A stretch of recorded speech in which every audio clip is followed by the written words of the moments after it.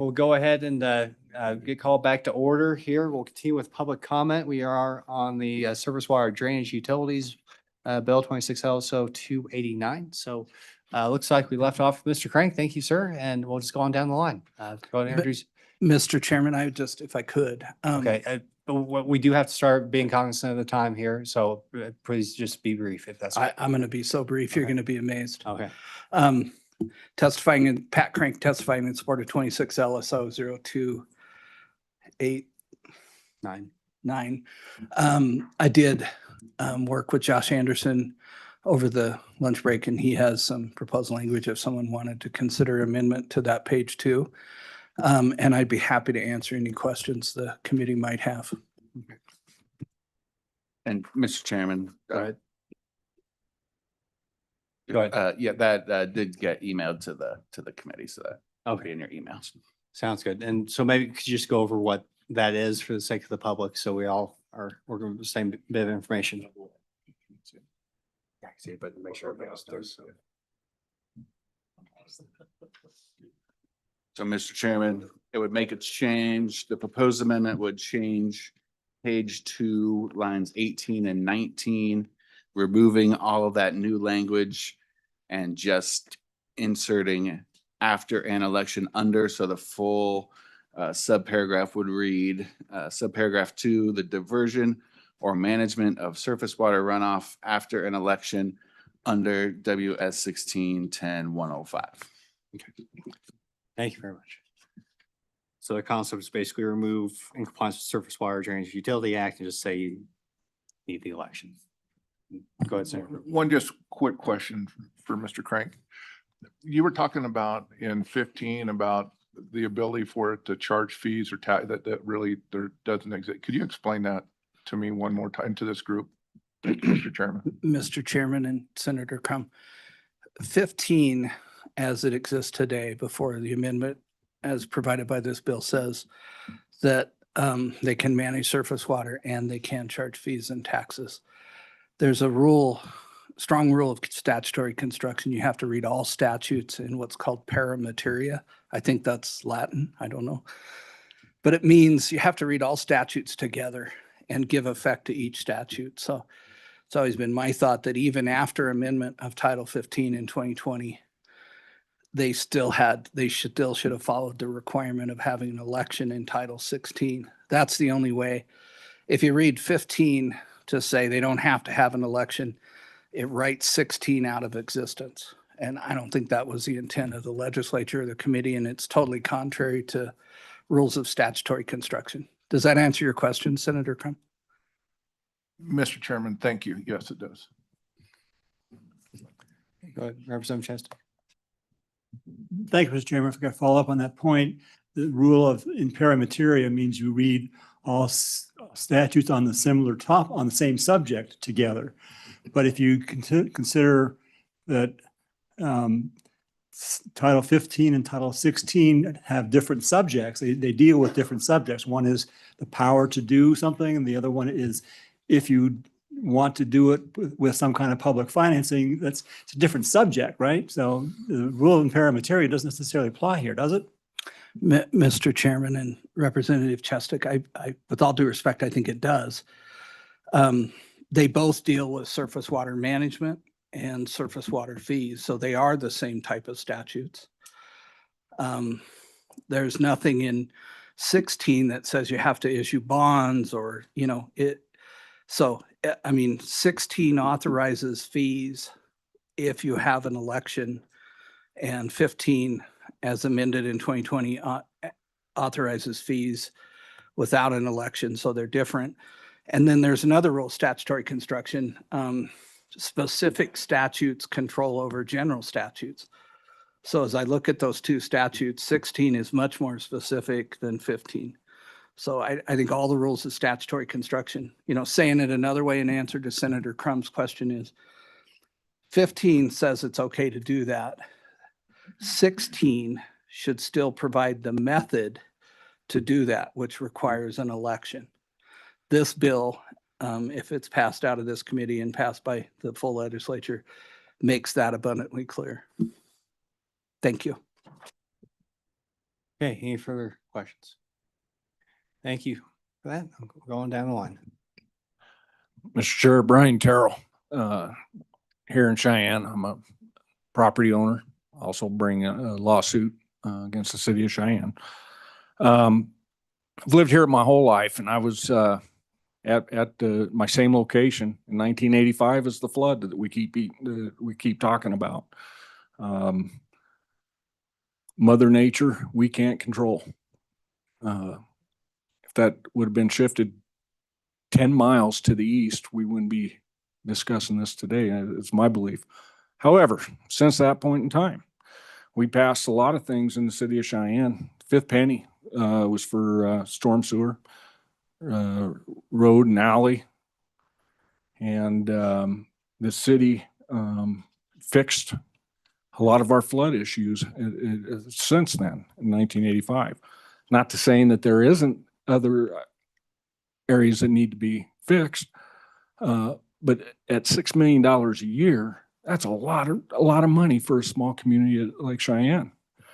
And they're asking this for over the next 10 years is $60 million. If it was so vital to our community today, the city currently has $45 million excess tax revenue that we, the citizens, have paid. Why haven't they started? That's my question. I'm a believer in democracy, and I believe the people of Wyoming has done the state very well and the communities of Wyoming very well by voting on infrastructure and projects that the city and the community, the people want. I can't help that the city of Cheyenne cannot convince the people of Cheyenne to vote for it. It's been up twice and it's gone down twice. Not by little, but by a lot. 60-40, I think, was the last one. They can't guarantee that all the infrastructure that they put in is going to save one life.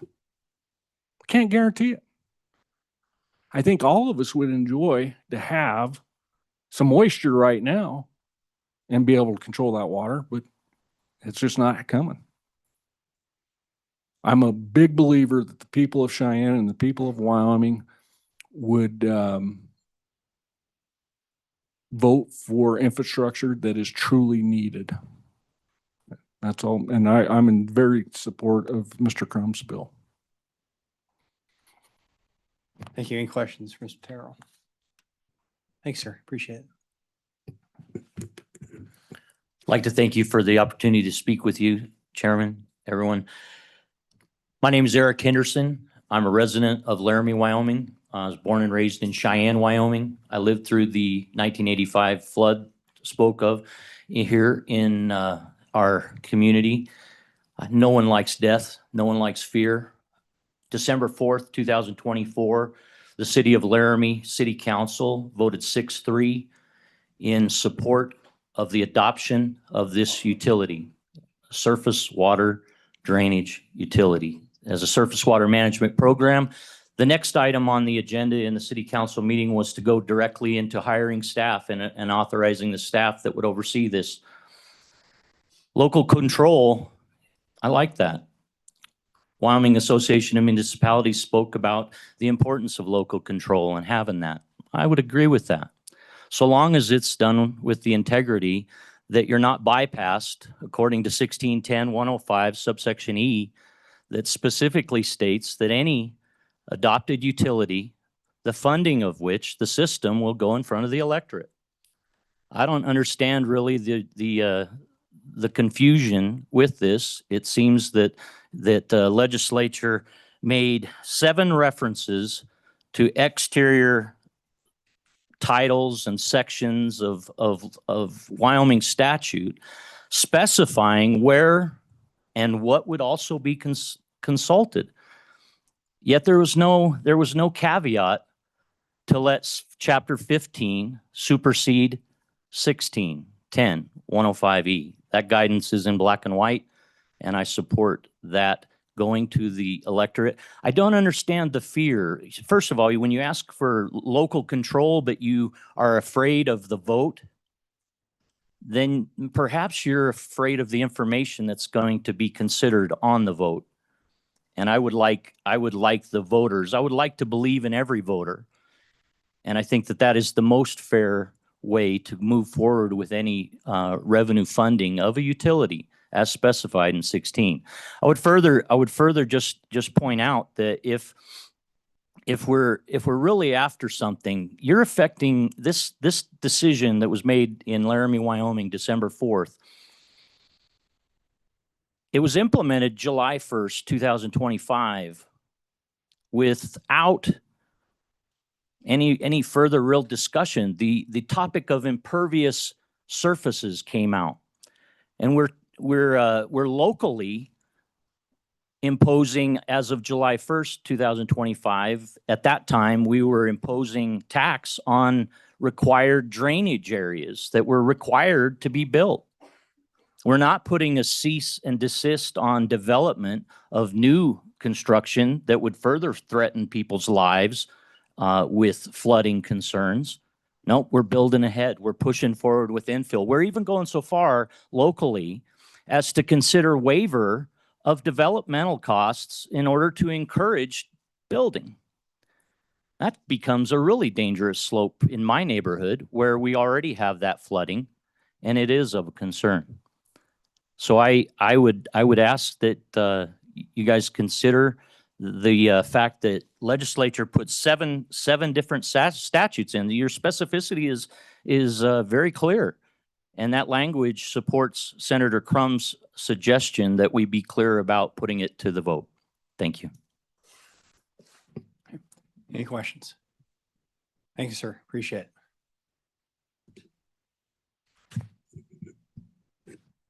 I'm Shane Sweat from Laramie. I have a blessed life, really, as far as Laramie goes. I was born and raised. My mom was on city council for 12 years, so I've seen everything come and go. One of the things I do is on New Year's Eve, I give a free ride, free tow home to everybody. And guess what? They let me hear it. They vent on every single thing there is. The main thing they feel, they're not being heard. Nothing is better than Crumb's bill to be put up to be voted on. It's crazy to see the stuff we've gone through. City council will waste money on bringing other businesses and giving them a 4-year free lease at our expense. We don't have an income problem. We have a spending problem. And the best way to do that is to make more things mandatory to vote. It frustrates me when I know we need water from like our Laramie River, but they don't have to put up a vote to go buy a ranch for 5 million, 7 million, 10 million, whatever it is. We have a spending problem. Let's fix what we got. I'm very blessed that Todd is our new city manager. He came to the Republican meeting and he showed us pictures of the drainage. Those were 40% blocked. I'm just saying, my whole life, I've never had 9th Street. Every time I went down, it closed while they were cleaning it. And then when he brought the pictures in that we got to see at the meeting, I was like, this is amazing. If we just did maintenance, we wouldn't need any extra help. So I'm in full support of Gary Crumb's bill. Thank you, sir. Any questions? Okay, appreciate your testimony, gentlemen. Okay, anybody else in the room? Okay, we'll go online. Do you still have 2 people? Yes, sir. Excuse me. First person would be Brett Glass, and I'll admit him now.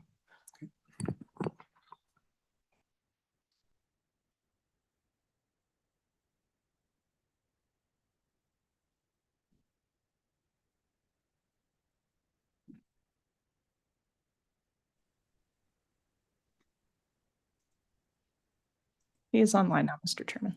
Hey, Mr. Glass, welcome. Thank you, Mr. Chairman and members of the committee.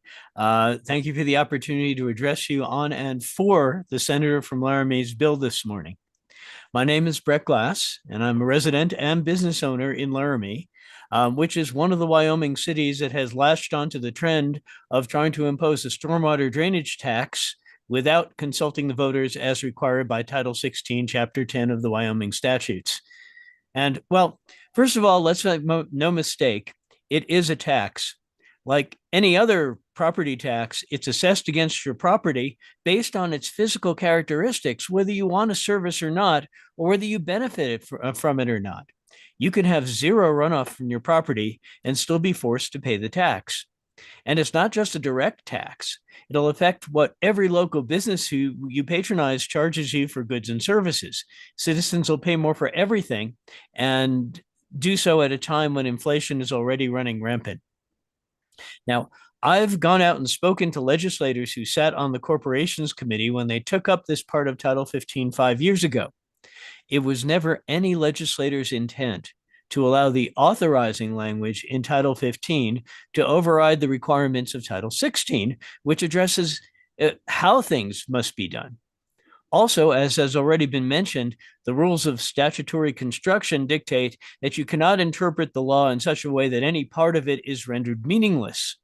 Unfortunately, this is exactly what the cities and their lobbyists are trying to do. They're trying to nullify Title 16. The cities and their lobbyists are so overeager to tax and spend that they're attempting to bypass the citizens.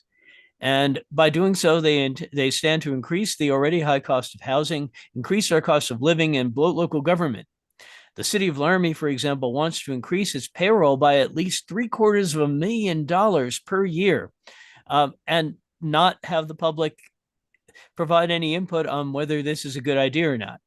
They also want to bill citizens directly instead of having the fee collected like a tax by the county treasurer as specified by Title 16.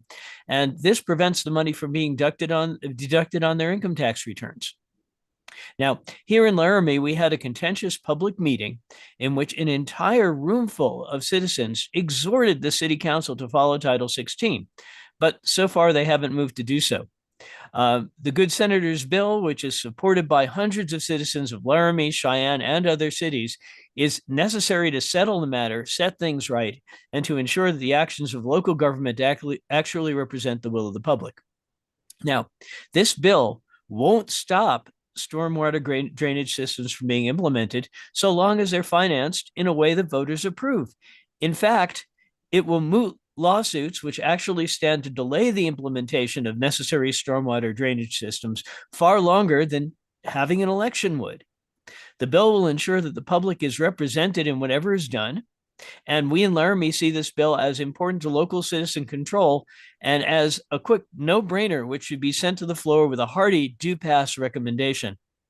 So I want to thank you for considering this bill during a budget session. It's important and cannot wait for the next regular session. So thank you for your time, and I will stand for questions.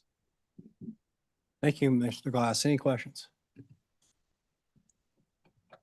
Okay, thank you, sir. Appreciate it. Yes, thank you. Mr. Chairman, next up we have Matt Murdoch, and he is online now.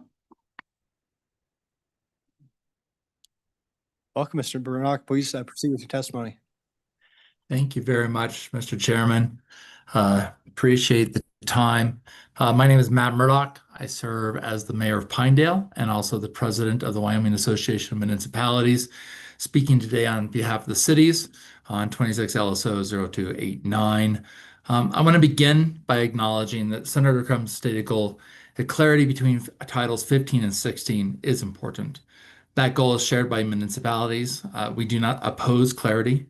We do oppose language that unintentionally reclassifies municipal utility fees as taxes, and in doing so undermines longstanding municipal authority. As drafted, this bill raises three principal concerns, and there's been more since we've been going on, but the ones I have so far is, first, it conditions the city's authority to set stormwater utility rates on a Title 16 election. That is a fundamental shift. Title 15 has long allowed municipalities to operate utilities, water, sewer, electric, and now stormwater through service-based rates, not general taxes. Rates are adopted by elected councils, subject to public process, audit, and budget transparency. Elections are for taxes and bonded indebtedness, not for setting utility rates. During today's discussion, the sponsor has stated that any financing of stormwater, including service-based utility fees, must already go to the voters under Title 16. Respectfully, that interpretation treats Title 16's reference to surface water drainage as a trigger based on the subject matter rather than on the financing mechanism used. Wyoming law does not operate that way. The trigger is the financing mechanism, not the topic. Title 16 governs taxes and bonded indebtedness. Title 15 governs utility services and rates adopted by ordinance. When a city funds stormwater through a service-based utility fee, it is setting a rate for service under Title 15, not imposing a tax or incurring debt under Title 16. Under current Wyoming law, municipalities may operate stormwater utilities under Title 15 and fund them through service-based adopted fees adopted by ordinance. Title 16 voter approval requirements apply to taxes and bonded indebtedness. For clarity, a municipal stormwater or surface water utility is not a district or separate political subdivision. It is a municipal utility enterprise operated under Title 15, governed by the City Council or Board of Public Utilities, and funded again through service-based rates according to Title 15, 1103, 7101. Title 16 does not create or govern municipal utilities. Municipal stormwater programs were established and operated under Title 15 using the same statutory framework long applied for water, sewer, and electric services. Operating a utility under 15 does not by itself trigger 16, which applies only when a municipality imposes a tax. If current law already required voter approval for stormwater utility rates, this bill would be unnecessary, and municipalities would not have lawfully relied on the legislator's 2020 authorization, nor would the Attorney General now be defending that authority. The legislator's 2020 action deliberately placed stormwater utilities within the existing Title 15 utility framework alongside water and sewer, and municipalities structured their programs in reliance on that choice. Also, a fee pays for a service provided, a tax raises general revenue. Title 15 governs the former, Title 16 governs the latter. A fee does not require a direct or individualized personal benefit, it was mentioned. Courts have long consistently recognized that regulatory and utility fees may fund services that provide proportional or system-wide benefits. Both Justice Stevens and Justice Ginsburg in the U.S. Court of Appeals and the U.S. Supreme Court have stated this. This has been ruled on. Fees are not taxes. The second concern, the bill applies retroactively. Section 2 requires municipalities that lawfully adopted stormwater fees under existing statute to now hold an election or shut the utility down. That creates immediate legal and financial instability for cities that relied in good faith on the legislature's 2020 authorization. Retroactive invalidation is not clarification, it is disruption. The suggestion that municipalities can simply explain it to the voters and refund fees if unsuccessful still places cities at financial risk for actions taken in good faith under existing law. And while some have described this bill as a way to resolve litigation, it would in fact create new legal risk by destabilizing utilities that were lawfully established under existing law. The third concern, the bill conflates capital construction with ongoing operations and maintenance. While the stated intent is to require voter approval for major capital projects, the text does not achieve that distinction. And as written, it applies broadly to rates for surface water management, capturing routine utility fees even when there are no new capital construction proposed. The practical effect is this: municipalities would be forced to run elections to continue basic drainage maintenance, cleaning culverts, maintaining outfalls, complying with Clean Water Act MS4 requirements, or shift those costs back to property taxes. That is neither fiscally conservative nor administratively workable. Absent service-based fees, stormwater costs do not disappear, they shift away from large impervious land users and onto homeowners and small businesses. This outcome mirrors the litigation pressure described in the committee, and rather than resolving disputes, it actually risks multiplying them by destabilizing existing utility structures statewide. And briefly, on the comment on the recently proposed amendment, the amendment does not resolve the underlying legal problem. It simply hard codes the very misreading at issue. The argument we heard relies on, as Mr. Crank had said, paramateria. The Titles 15 and 16 must be read together. We agree, but reading statutes together does not mean collapsing them. It means giving effect to both according to their distinct purposes. Title 15 authorizes and governs municipal utilities and service-based rates. Title 16 governs taxes, special districts, and bonded indebtedness. Reading them together requires preserving that distinction, not erasing it. The proposed amendment treats surface water, the topic, as the trigger for an election rather than the financing mechanism. Wyoming law has never operated that way. Elections are triggered by taxes or debt, not by whether a service happens to involve drainage, water, or pavement. Saying that a service-based utility adopted under Title 15 must nonetheless comply with Title 16 does not harmonize the statutes. It actually subordinates 15 to 16, effectively rewriting utility law by implication, and courts have routinely rejected this approach. If Title 16 elections were already required for stormwater utility rates, then the legislature's 2020 amendment to Title 15 was meaningless.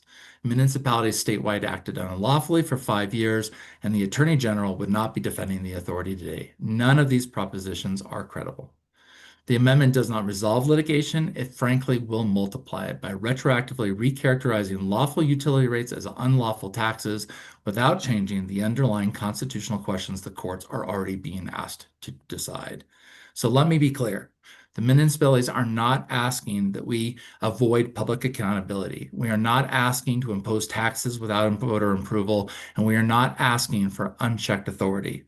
We are asking that the legislature reaffirm a principle that has served Wyoming well.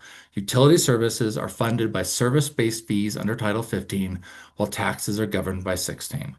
WYM believes that this bill can be improved with targeted amendments that would explicitly affirm stormwater utilities or Title 15 enterprises, not Title 16 taxes, distinguish capital construction and bonded indebtedness from ongoing operations and maintenance, protect existing utilities from retroactive invalidation, preserve local control while maintaining transparency, auditability, and public process. If the committee's intent is clarity, we stand ready to help deliver it.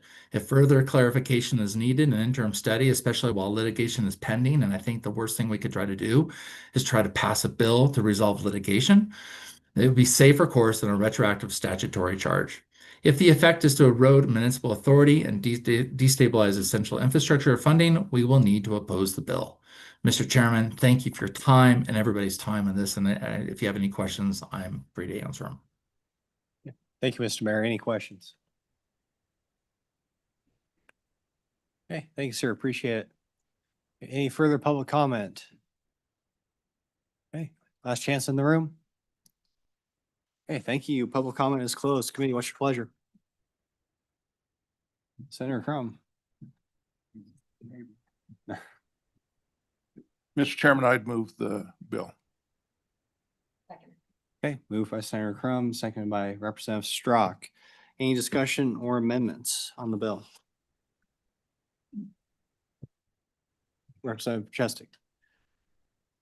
Thank you, Mr. Chairman. We've heard a lot of testimony and very confusing testimony, a very confusing bill. I think what comes out of all this is that this bill is not ready for prime time. It's very complicated. We're trying to rush this through. There's pending litigation that we don't want to mess with. So based on all those reasons, I think this would benefit from interim study. So I would make a motion to table this bill. Okay, I don't believe that's debatable. So I guess we'll try that. Vote first, just do a voice vote. All in favor of tabling the bill now, let's say aye. Aye. Aye. Okay, looks like about 3. Oh, 4. Aye. Mr. Chairman,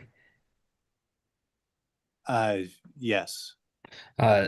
this is Representative Larson. I think we had a motion on the table to move the bill, so I don't know if the table is appropriate at the same time, but It is. Yeah, you can move to Okay. table the bill and basically end the discussion. This is a motion, basically end the discussion right now. And so we'll try that again. Sorry, I didn't explain that. So motion is to table the bill. And if the motion passes, we'll move on. If it fails, we'll continue discussion and amendment of the bill. So we'll try that again. I asked the folks online maybe just to raise your hand. If that's okay. And I'll call out the number. Actually, let's just do a raise of hands since we got this weird hybrid thing. Okay, so all those in favor of the table to motion and ending the discussion, raise your hand. Keep them up, please. 1, 2, 3, 4, 5, 6. I count 6. Thank you. All those opposed, raise your hand. 1, 2, 4, 5, 1, 2, 3, 4, 5, 6. I'll vote against. Yeah, so motion to table fails, so it's on a tie vote. But I have a guess where this is going on the final vote based off of that. So, okay, go ahead and let's continue discussion, work the bill. Mr. Chairman, I'd make a motion that we would insert the language that Mr. Crank presented to us. It does make it clear, and that the purpose of this bill is for clarity and to clear things up, not to make it there, make it more confusing. So I'd move that we would insert Mr. Crank's language. Second. Okay, moved by Senator Crum, second by Senator Larson. Any discussion on the amendment? Okay, all those in favor, say aye. Aye. Say no. Okay, looks like that motion carries. Any further discussion on the bill?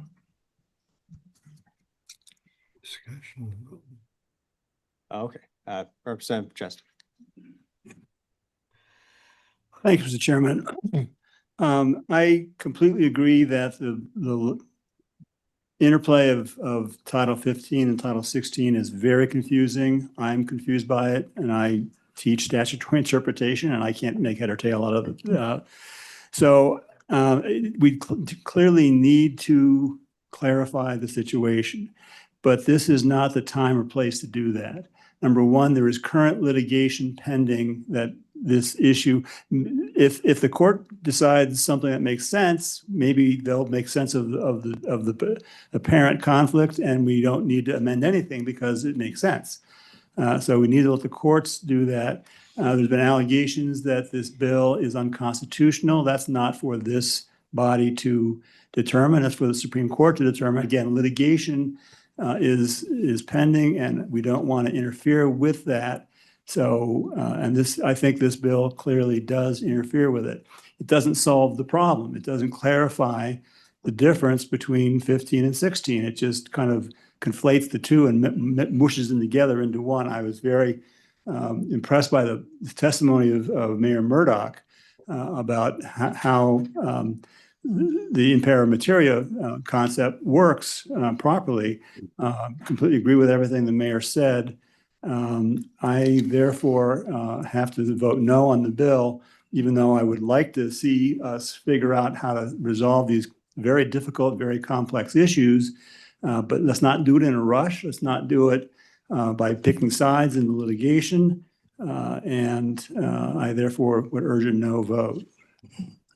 Okay, Senator Crum. Mr. Chairman, let me bring us home if we can here.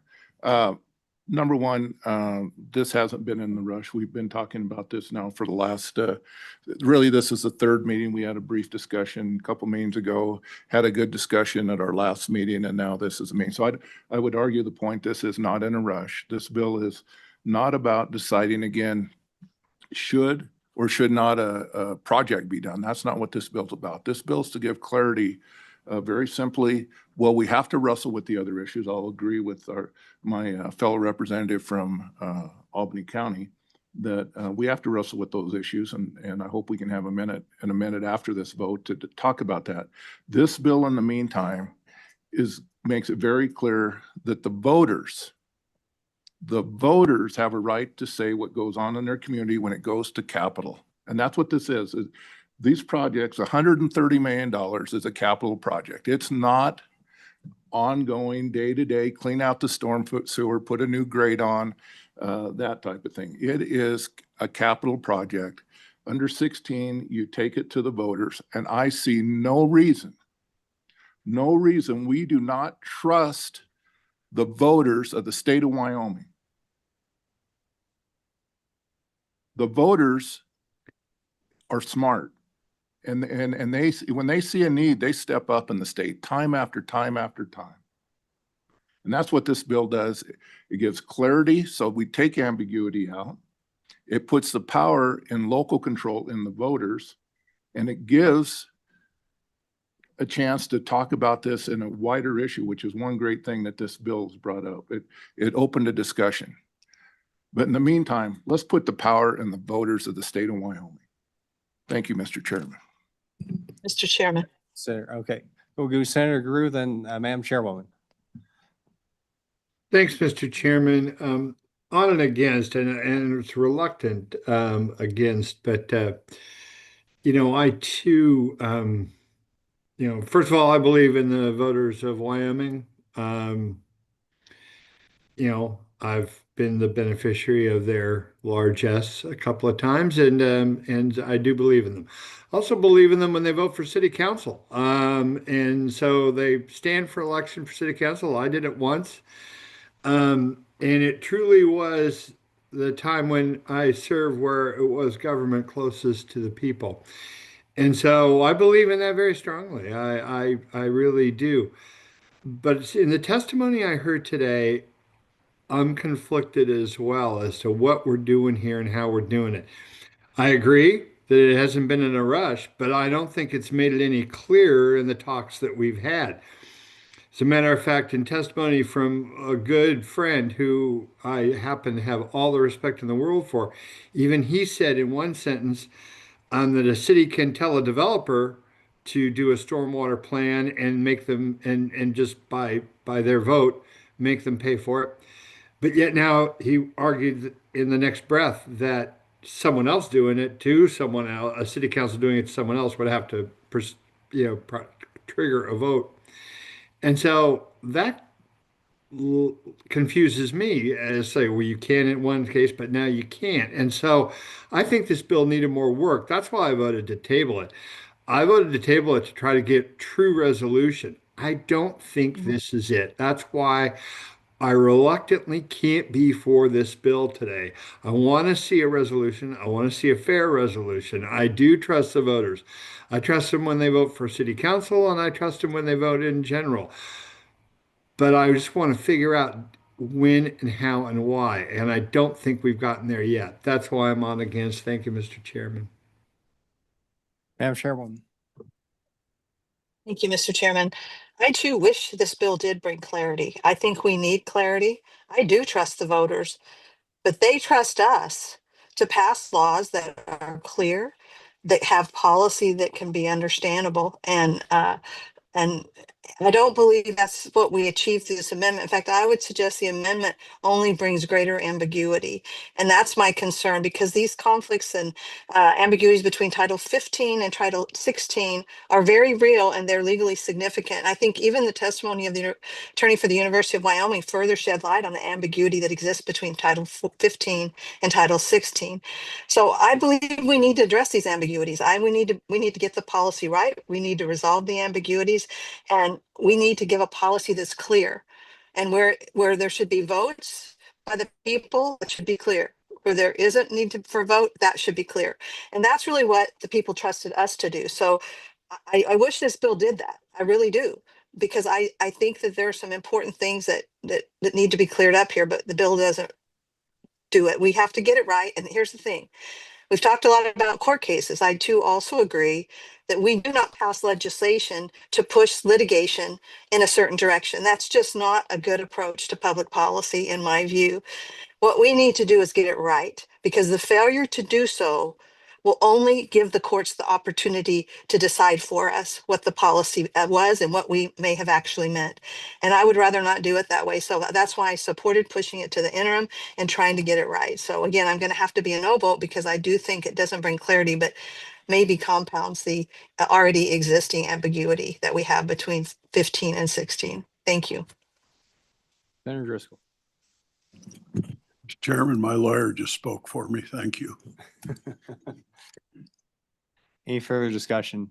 Representative Chestic. Thank you, Mr. Chairman. Just to clarify a point, my good friend from Albany County suggested that this is, we're talking about capital projects here. I don't think we are. I think a capital project is you're building a building, you're building a new plant, you're building something physical. That's a capital project. A lot of this money can be used for maintenance. And the whole point of, and that came up in some of the testimony, that if we would simply maintain the system that we have, we wouldn't have these problems, and this money can be used for maintenance. And that's why it should be a fee. But again, that's on the merits of the bill. I do think that this bill mucks it up even more than it already is, and I still vote no. Any further discussion? Okay, seeing none, we'll go ahead and do a roll call. This is a roll call vote on 26 LSO 0289, Board of Public Utilities, Surface Water Drainage Utilities as amended. Senator Crum, Aye. Senator Driscoll. No. Senator Grew, No. Senator Jones. Senator Larson, Aye. Representative Banks, Aye. Representative Chestick, No. Representative Fornstrom, No. Representative Larson, Aye. Representative Strock, Aye. Vice Chair Boner. Aye. Chairwoman Lawley. No. That is 6 ayes, 6 no, Mr. Chairman. Okay, I believe that fails. Thank you all for your testimony. Look forward to further work on this issue, either on this committee or on corporations. Thank you for your work, Senator. I appreciate it. Is it appropriate to make a motion to take it to the interim? Yes. Okay, yeah, Yeah. go ahead, yeah. I'd make a motion that we. Okay, so it's been moved and seconded that we take this up as an interim topic on the Select Water Committee. So any discussion, Representative Chesty? Thank you, Mr. Chairman. I totally agree with taking this to the interim. I'm not sure we can force it to the interim right now with that decision gets made later. But I think we can have a sense of the committee that we would like to have this as a topic for the interim conversation. If understanding the motion in that sense, I will vote yes on the motion. Yeah, I'm thinking to our meeting that we're going to have at the end of the session where we discuss topics. And I think this will guarantee that this will be right the very first thing we talk about. So is that your intent, Senator? Yep. Okay. Okay. Okay. Very good. If everyone understands any further discussion. Okay. All those in favor say aye. Aye. Opposed, say no. That motion carries. Okay. Thank you, everybody. Okay, next up, we have Colorado River Basin, 26 LSO 37. So we'll have the state engineer take the lead unless Mr. Anderson wants to go over the bill first. Mr. Chairman, I think it's appropriate if they've been taking the lead on this bill and appropriate if they present it, Mr. Chairman. Okay.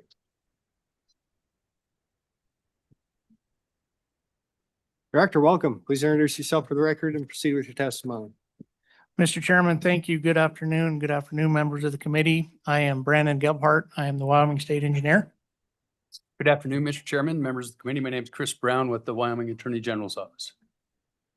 Mr. Chairman, this is a bill that you saw at the last meeting on November 6th.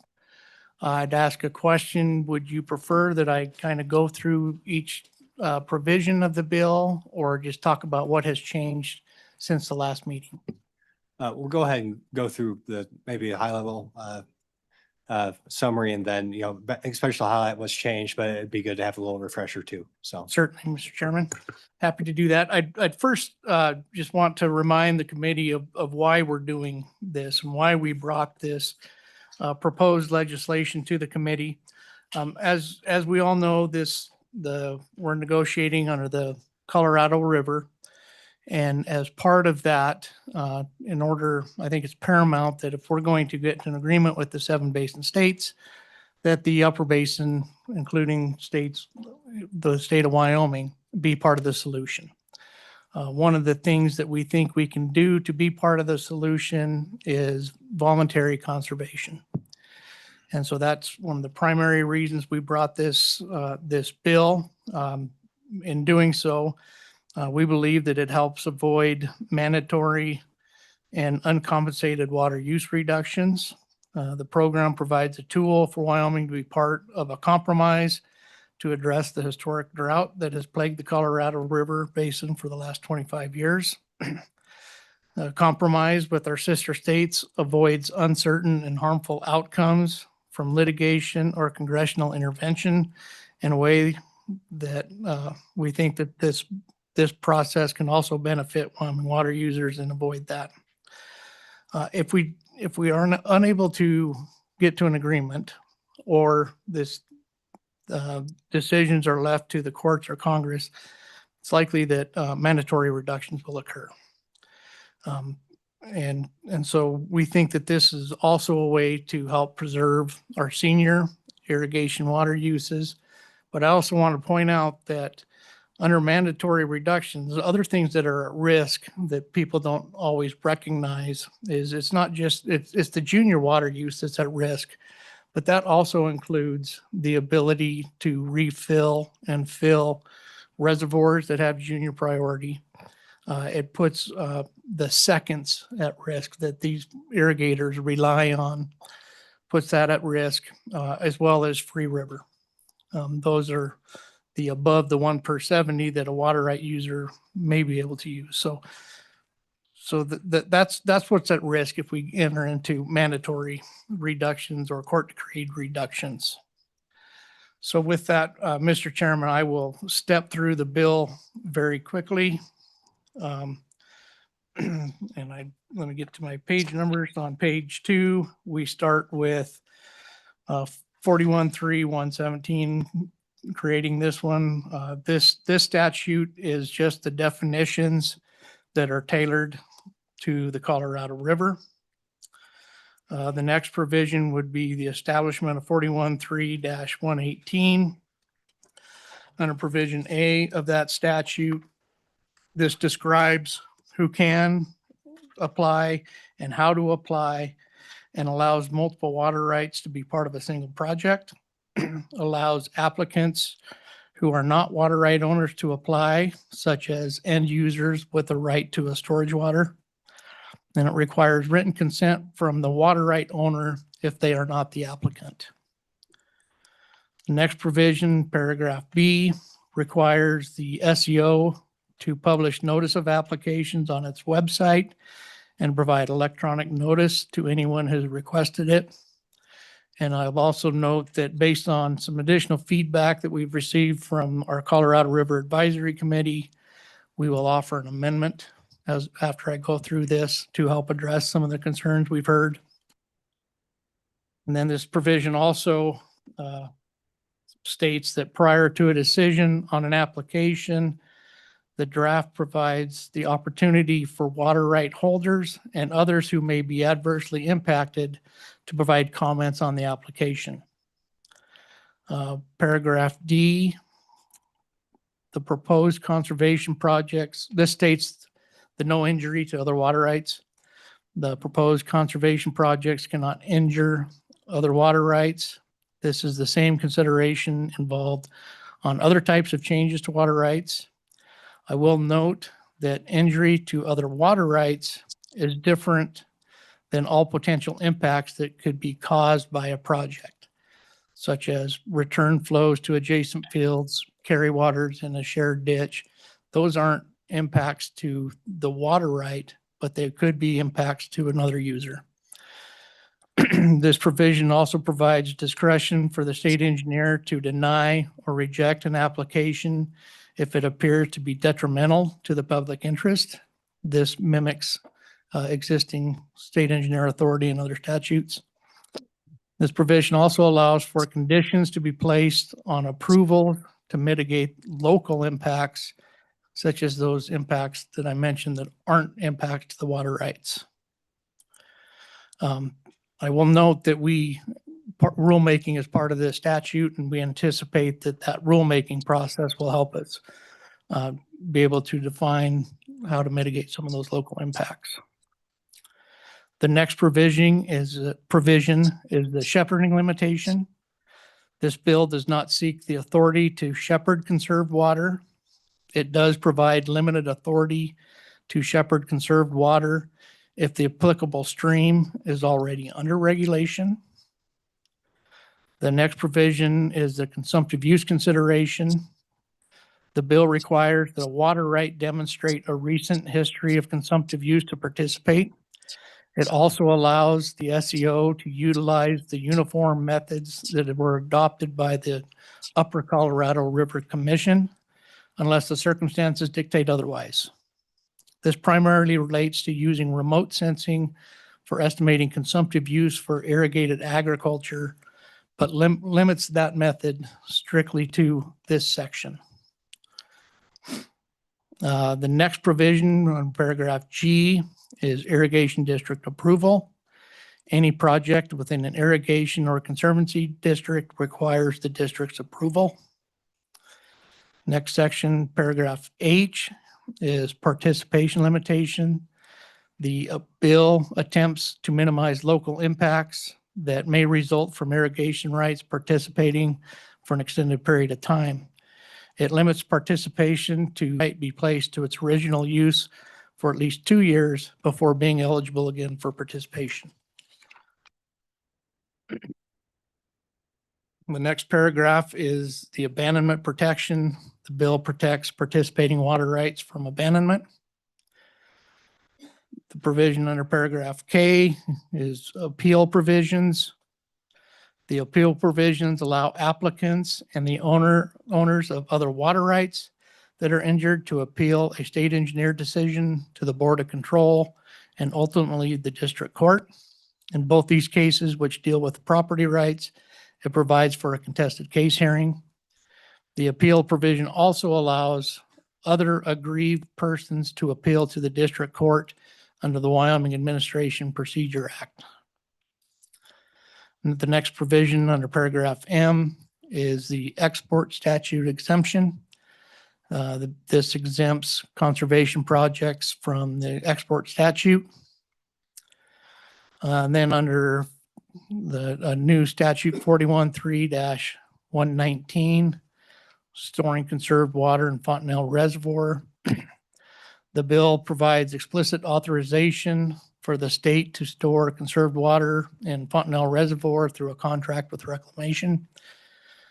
Working with the advisory committee, the bill limits the purposes for which the conserved water can be released for 3 purposes: for exchanges and direct delivery to downstream users in Wyoming, to mitigate impacts of curtailment either through the Upper Colorado River Commission or by court order, and 3, to participate in an upper basin program. Subsection C, this was amended at the last meeting. This now basically states that the state engineer has the authority to assess the suitability of other reservoirs in the basin to store conserved water. And what was amended at the last meeting is it also provides the authority that storage in suitable reservoirs under contracts with the reservoir owner may be eligible to store that water.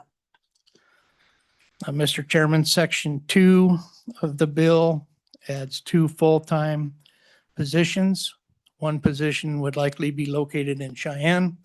The other position to be located in District 4, which is Southwest Wyoming. The purpose of these positions is to help implement this program as not just the application, but also once a project is implemented, being able to track and account for that water. There'll be quite a bit of work that goes on both with the application review and as with the implementation of the projects as well. And Mr. Chairman, I think finally, Section 3 is the findings. We felt that it was important to distinguish the Colorado River Basin from other basins in the states that have different and unique challenges. The goal is to allow the program to operate in Wyoming that will also allow us to participate in a larger upper basin program. However, absent a larger upper basin program, the bill still allows a program to function in Wyoming for the benefit of Wyoming's user rights under the Colorado River Compacts. And then we also have a time limit in reporting. This puts a time limit that no new application would be approved after July 1st of 2032 and requires a report at the end of each year to the Select Water Committee with recommendations to continue, change, or end the program.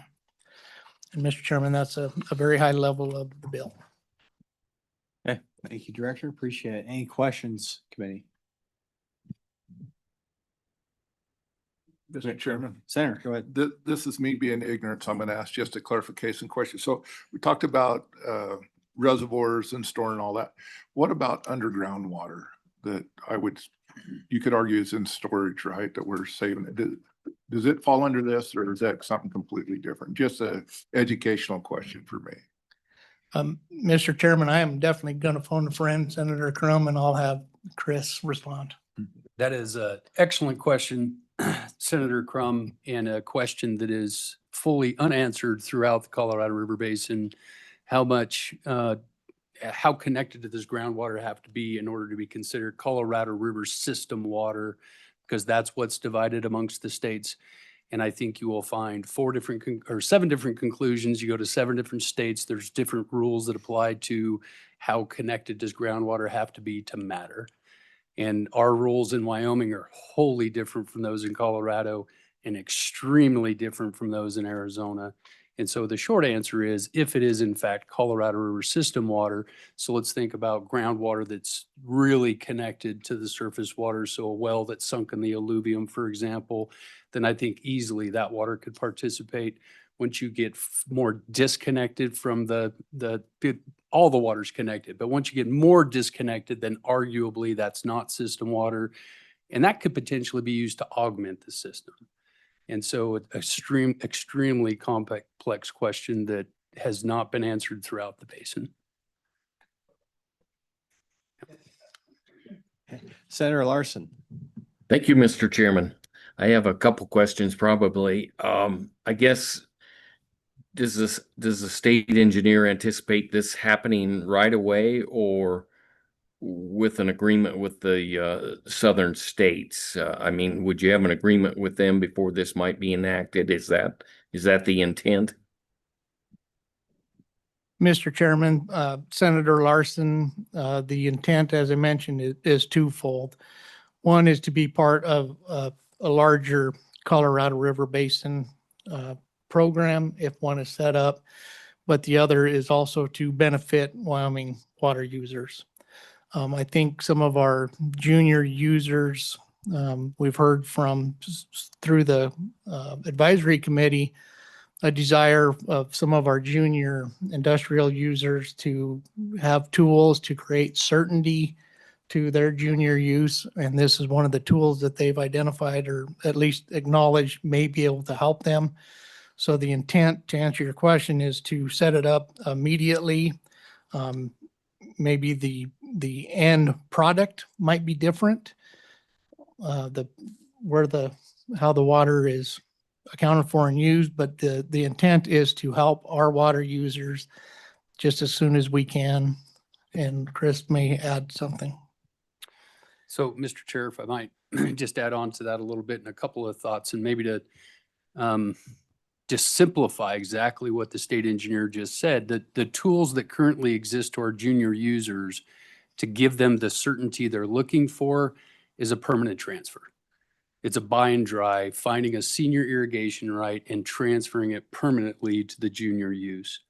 And what this would allow is a temporary, so you're not permanently drying up that irrigated ag, but the program itself, the framework, provides the certainty that our junior users can rely on, that they can count on a water supply in the event that we have to reduce our use to meet our compact obligations. So that's the piece where it helps our Wyoming water users.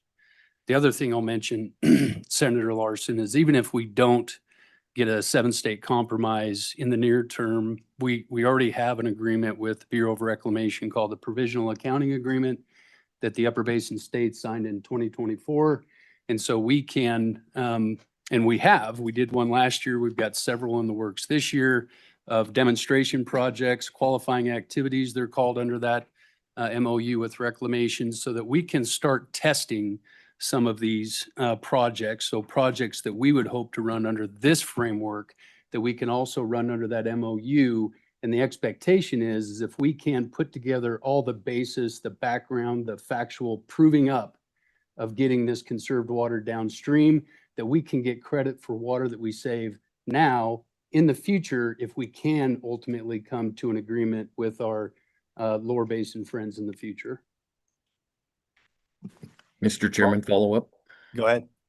Do you, in the budget, bill, we, put, 2 additional SEO, FTEs in. Is this on top of, this bill is on top of those 2?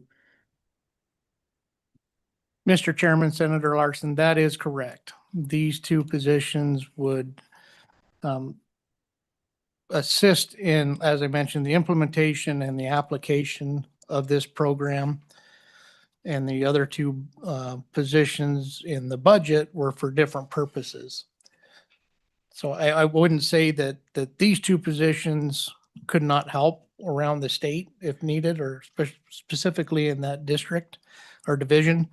But the 2 positions here are in addition to the 2 that we asked for in the budget. Mr. Chairman, one more. Go ahead. Yeah, so do you have an idea how many applications you might get? I guess if you're getting hundreds, like 500, I can see maybe a position might be important, but if you're getting 10, I'm kind of worried. Mr. Chairman, Senator Larson, I understand that concern. I don't have a guess as to how quickly projects would ramp up and the quantity.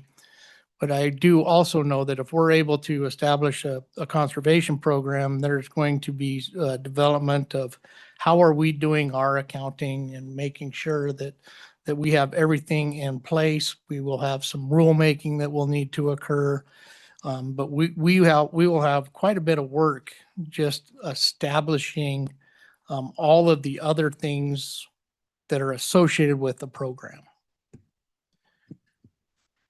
And Chris, did you? Mr. Chairman, if I might just add on that a little bit, and I think we've told the committee in the past with regard to this program, this is a first step in a process that we expect to evolve quite a bit in the coming years. Part of the current negotiation between the 7 states really is the lower basin folks trying to find some confidence in what we're doing actually producing the amount of water that we say it's going to produce. So there's all kinds of efforts, activities, studies, tests, projects that we'll have to engage in the future to build up kind of the basis, the background, actually proving up that the actions that we're going to be taking are contributing in a way that we'll promise to contribute if we can reach that compromise. But a lot of this is really dependent on how things develop into the future. And so that's one of the reasons why we've asked for it to be a pilot, because we can't predict the future fully, that we're going to come back and do the reporting so that we can understand what we're seeing and bring it back to see if we need to make modifications. But as we're looking at things right now, there is all kinds of work that we're going to have to do, not only to just receive the applications, vet the applications, check out the projects on the ground, but all the collateral work that'll be associated with proving up the activities that we're engaged in to our basin partners. Okay, thank you. Any further questions? Okay, thank you, gentlemen. Appreciate it. Don't go too far. Mr. Chairman, if I may, we did, and I believe they may have been handed out, proposed an amendment. Okay. Mr. Chairman, this amendment was discussed on January 16th with our advisory committee. And a lot of the discussion we had with the committee on that day revolved around the notice provision in the statute. A lot of the conversation we heard was making sure that a project applicant's neighbors were aware that the project was being applied for.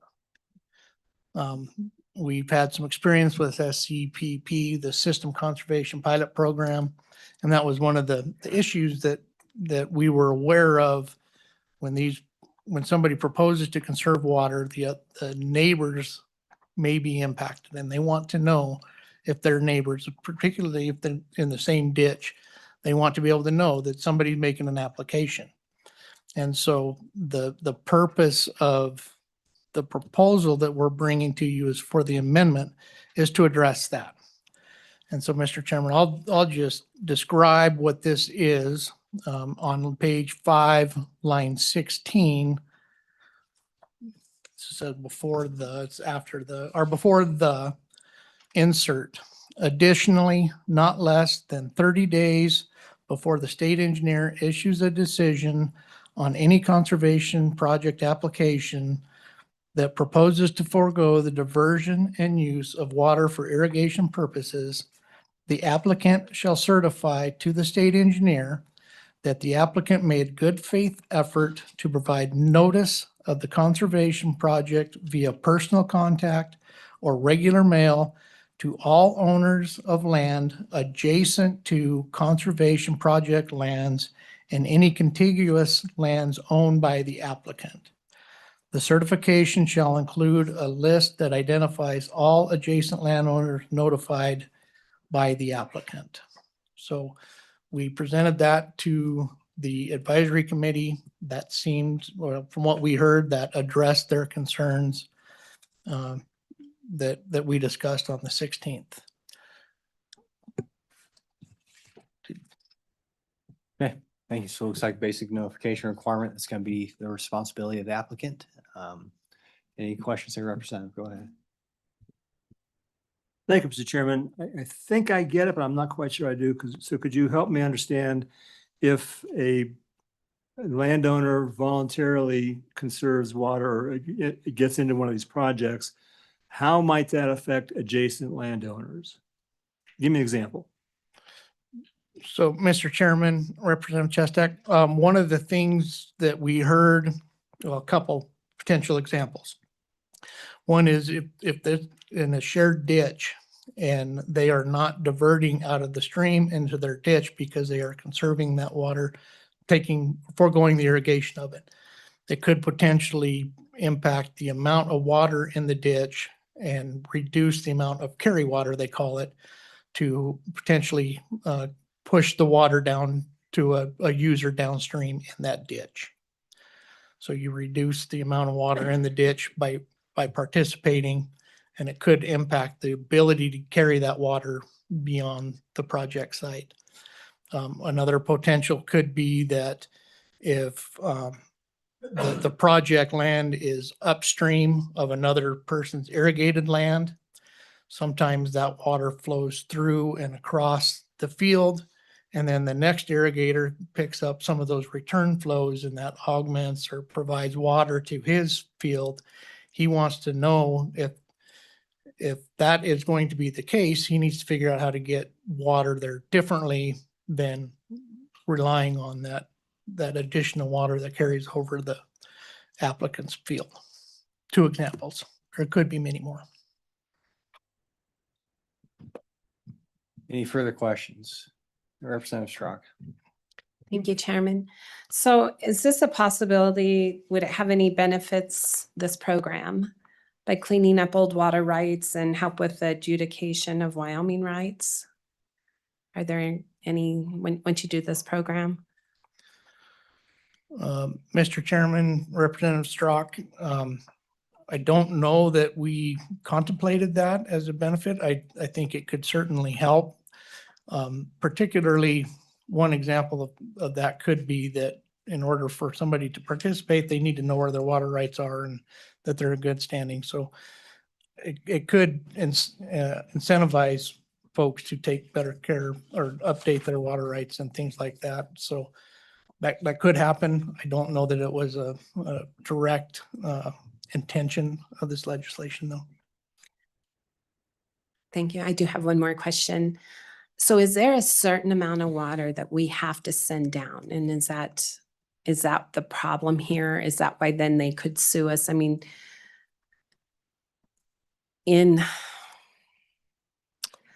however it's with this compact, are they saying we have to have that certain amount of water? And is that why we're needing to do this? I guess I'm just.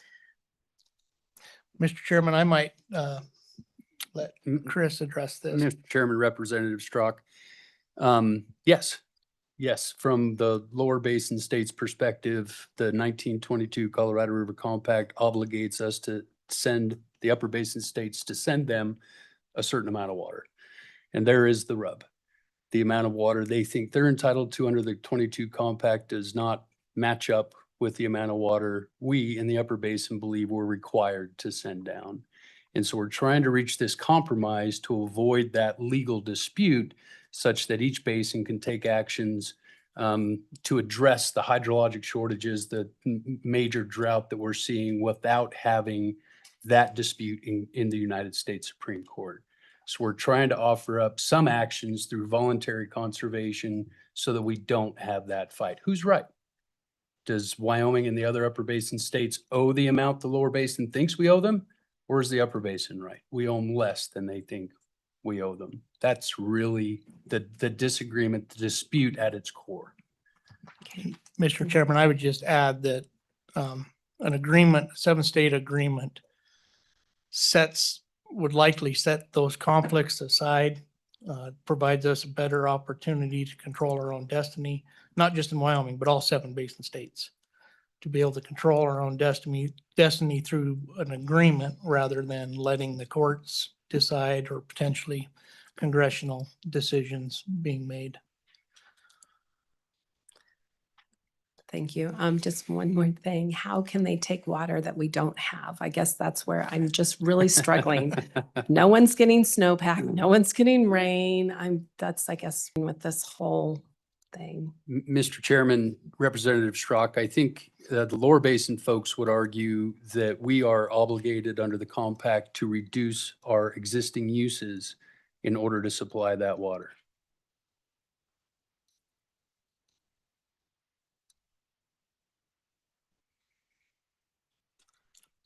Any further questions? Oh, well, you had some more, Mr. Brown. Mr. Chairman, you know, one thing I think I want to make the committee aware of, we've been having multiple discussions with different water users, interested stakeholder groups throughout the basin. I think our expectation is to continue to work with folks as different concerns are brought up. We've had a couple of conversations even today, I think, about some just wording concerns, maybe some clarifications. So our expectation is we'll keep working with folks. I do want to bring another suggested amendment today for the committee to consider to address one of those concerns we heard. I think it's simple. It doesn't change the intent, but it removes some ambiguity. If I could direct your attention to page 7, and it's under subparagraph E. And this is the provision that relates to shepherding. As the state engineer mentioned, this statute does not seek the authority to shepherd, and that is essentially turning off or preventing head gates from diverting conserved water. That's not being sought by this legislation. That creates a whole host of other concerns and issues. So at this time, it's not seeking shepherding, but it does have that limited shepherding provision in the instance that a stream is already under regulation. And that's what the however piece, that really long sentence there, that's what that's intended to get at. In the limited circumstance where a stream is already under regulation, then a water commissioner could prevent other head gates from diverting the conserved water only. They would still be able to divert any of the natural stream flow that they were entitled to. It would just allow the water commissioner to prevent them from diverting the conserved water. There was some concern expressed about on line 12 where it says may adjust the head gates, that may be read to mean that they could potentially, the commissioner could potentially reduce existing head gates anymore. So I've just got a suggested cleanup edit for that. So on page 7, line 12, I would recommend striking adjust the on line 12 and insert the word prevent. And then beginning at the end of line 13, I would strike the word to at the end of line 13. And then on the line 14, I would suggest deleting prevent the diversion and use of. And in place of those words, I would suggest inserting from diverting and using. And so that's just simply to try to remove the ambiguity that might arise from the word adjust the. Were you tracking me? It looks like your lines may be off. Was I off on my lines? Yeah, Mr. Chairman, I was going to mention, maybe I can provide the lines that I have. The first change would be line 13. I must have a different version. Yeah, the underline 13, adjust, change that to prevent. And supply to, where's that? On line 15, after supply, strike to prevent the diversion of and replace it with from diverting and using any water conserved. Is that track closer to your lines? Yeah, I think so. So starting line 12, we read the water commissioner may prevent headgates of all downstream diversions that are subject to the regulation from that source of supply from diverting and using any water conserved by the conservation project. Yes. Correct. I apologize for that. That's okay. We figured it out. Okay. Any questions on that committee? Go ahead. Thank you, Mr. Chairman. I'm kind of late to the game here, obviously, but obviously the idea of conservation is a good one, but what message does that send to the lower basin states conceptually? That we agree that we need to conserve to preserve their flow? Mr. Chairman, Representative Fornstrom, I don't know that it's just the opposite of that, but I think part of the way we have been viewing the issues on the Colorado River is it's a hydrologic problem. And we need to all think about what we can do to provide, to be part of the solution. We disagree with any contention that we need to do mandatory reductions, but we don't disagree that hydrology is declining and has been in decline for 25 years. There's a problem. And so a voluntary conservation to be part of the problem for the benefit of the upper basin is how we're viewing this conservation. Mr. Chairman, I add on to that and happy to have more discussions offline if you like, but maybe just to get a really high level idea of just the magnitude of the problem we're dealing with. The 1922 compact and the 1944 treaty with Mexico divvied up 17.5 million acre feet of water between the upper basin, the lower basin, and the country of Mexico on the Colorado River. 17.5 million. Over the last 8 years, and that's at that flow at Leaf Ferry. Over the last 8 years, that flow has been 11.4. And so just the magnitude of that reduction in the hydrology is I think convinced everybody it's a all hands on deck. And to be clear, we're not, any further questions? And Mr. Chairman, go ahead. just in closing, as Chris mentioned, we've had conversations in the hallway before we came in here during lunch. If somebody, group wants to continue to ask questions and refine this to make it a better bill, certainly call. We can work on it. And if this goes to the legislature, we can bring amendments to address concerns throughout the process. Happy to do that. Thank you. Mr. Chairman. Go ahead, Senator. Thank you. Just a question, do you have other upper states considering similar legislation? Mr. Chairman, Senator Larson, it's a little different in each state. As far as a conservation program, I would say that Utah is a little further ahead in a conservation program than we are. New Mexico is different, just because of what portion of their state they're in. And Colorado, I'm not real sure where they are. They're very complex. But I will say that conservation in the upper basin on all 4 states is being discussed, and everybody is agreeing that we need to do something.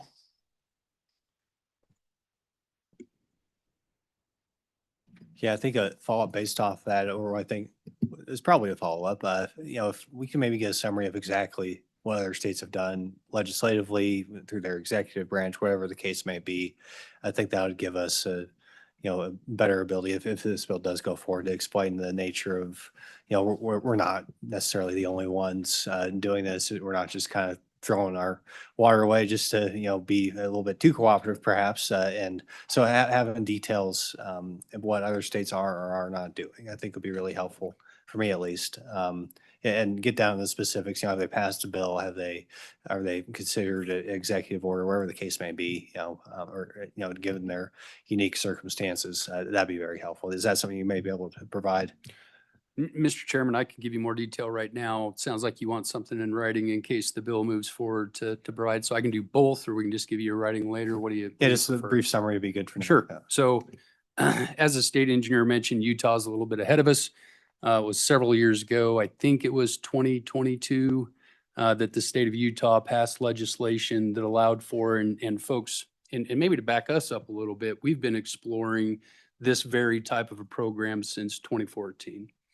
And then all the Upper Basin states agreed to the Upper Basin Drought Contingency Plan in 2019 that had an element in this. So every single state in the Upper Basin, New Mexico, Utah, Colorado, and Wyoming, have been employing voluntary conservation projects since 2014. So everybody has already had some skin in the game, has already had some projects that have participated through that system conservation pilot program.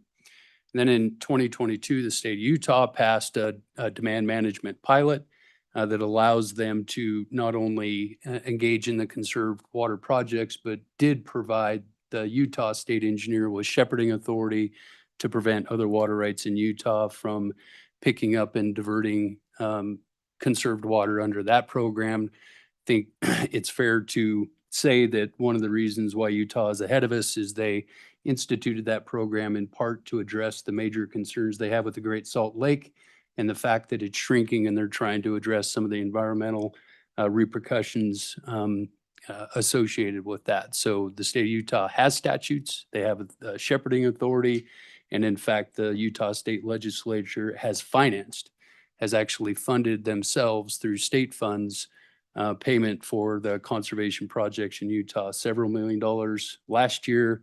Just approved additional projects a couple of months ago to carry on through the 2026 irrigation season. So that's where Utah is. And like the state engineer said, they're a little ahead of us, and they do have statutory authority.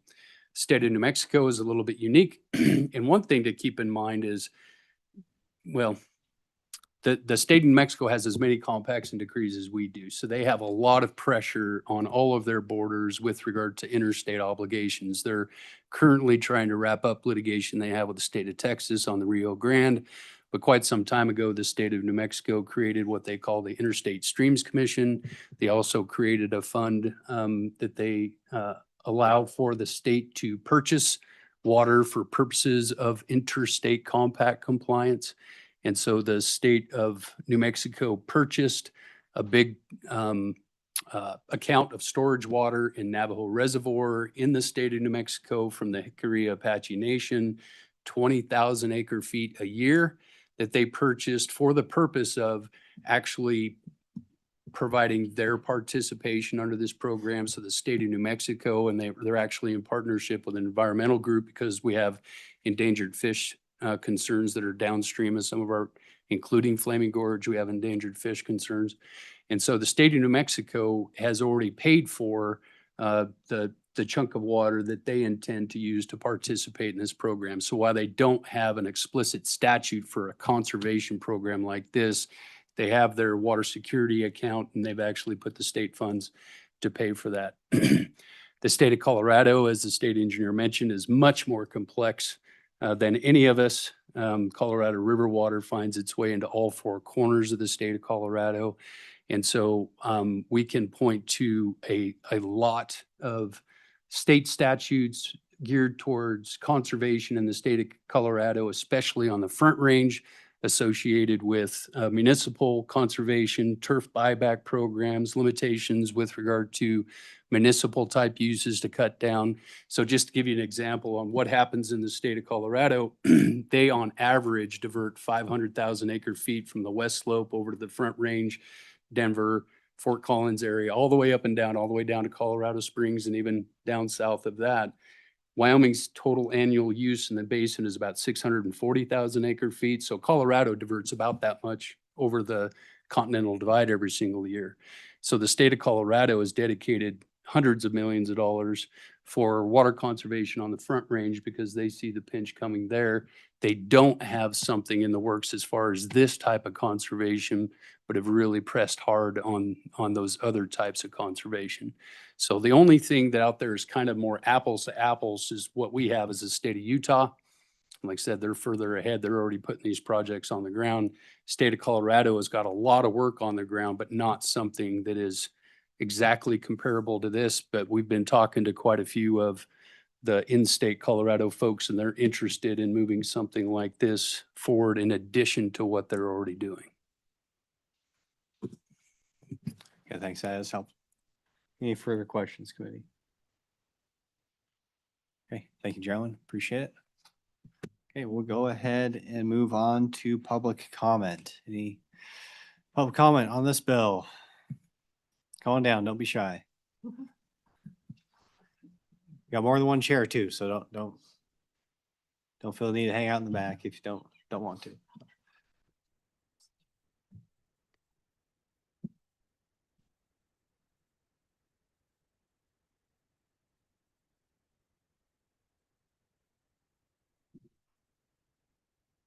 Okay. Welcome. Thank you, Mr. Chairman.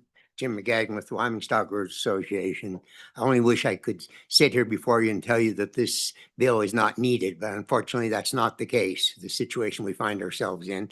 And I think we have to be open to exploring these types of opportunities. We've followed this closely as it's developed, are generally pleased with the bill and like to see it move forward.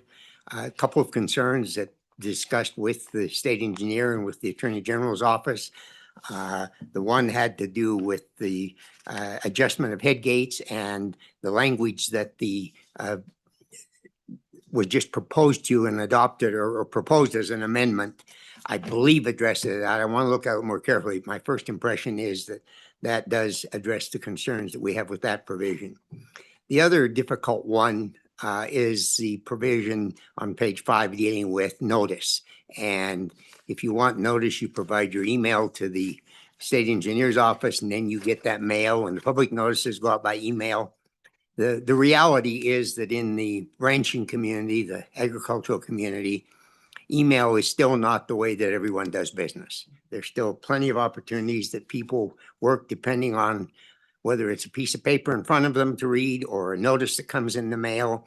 And we really think we need to look at that in terms of particularly those who might most directly stand to perhaps be impacted by the conservation applications that's presented to state engineer, that there would be a method by which they could assure that they would receive a written notice that is being considered, and have had some initial discussions with the state engineer. I don't believe we've resolved that one yet, but we're certainly committed to continuing to work with them to find a resolution to it. But I think there's going to have to be some increase in written notice provided here. And we recognize that means more work. There are more costs associated with it. If that means that the fee for approving an application needs to be increased to reflect those costs, we're certainly open to considering that. But the main thing is that we're not comfortable that other people could be impacted by an application, are only notified by email, and that's their method of response. So we're happy to continue work on that and hopefully bring something forward to the committee or the Joint Ag Committee, if the ones that consider this bill in the session, that could address the notice requirements. With that, Mr. Chairman, I'd be happy to entertain any questions. Okay, thank you. Go ahead, Representative Strong. Thank you, Chairman.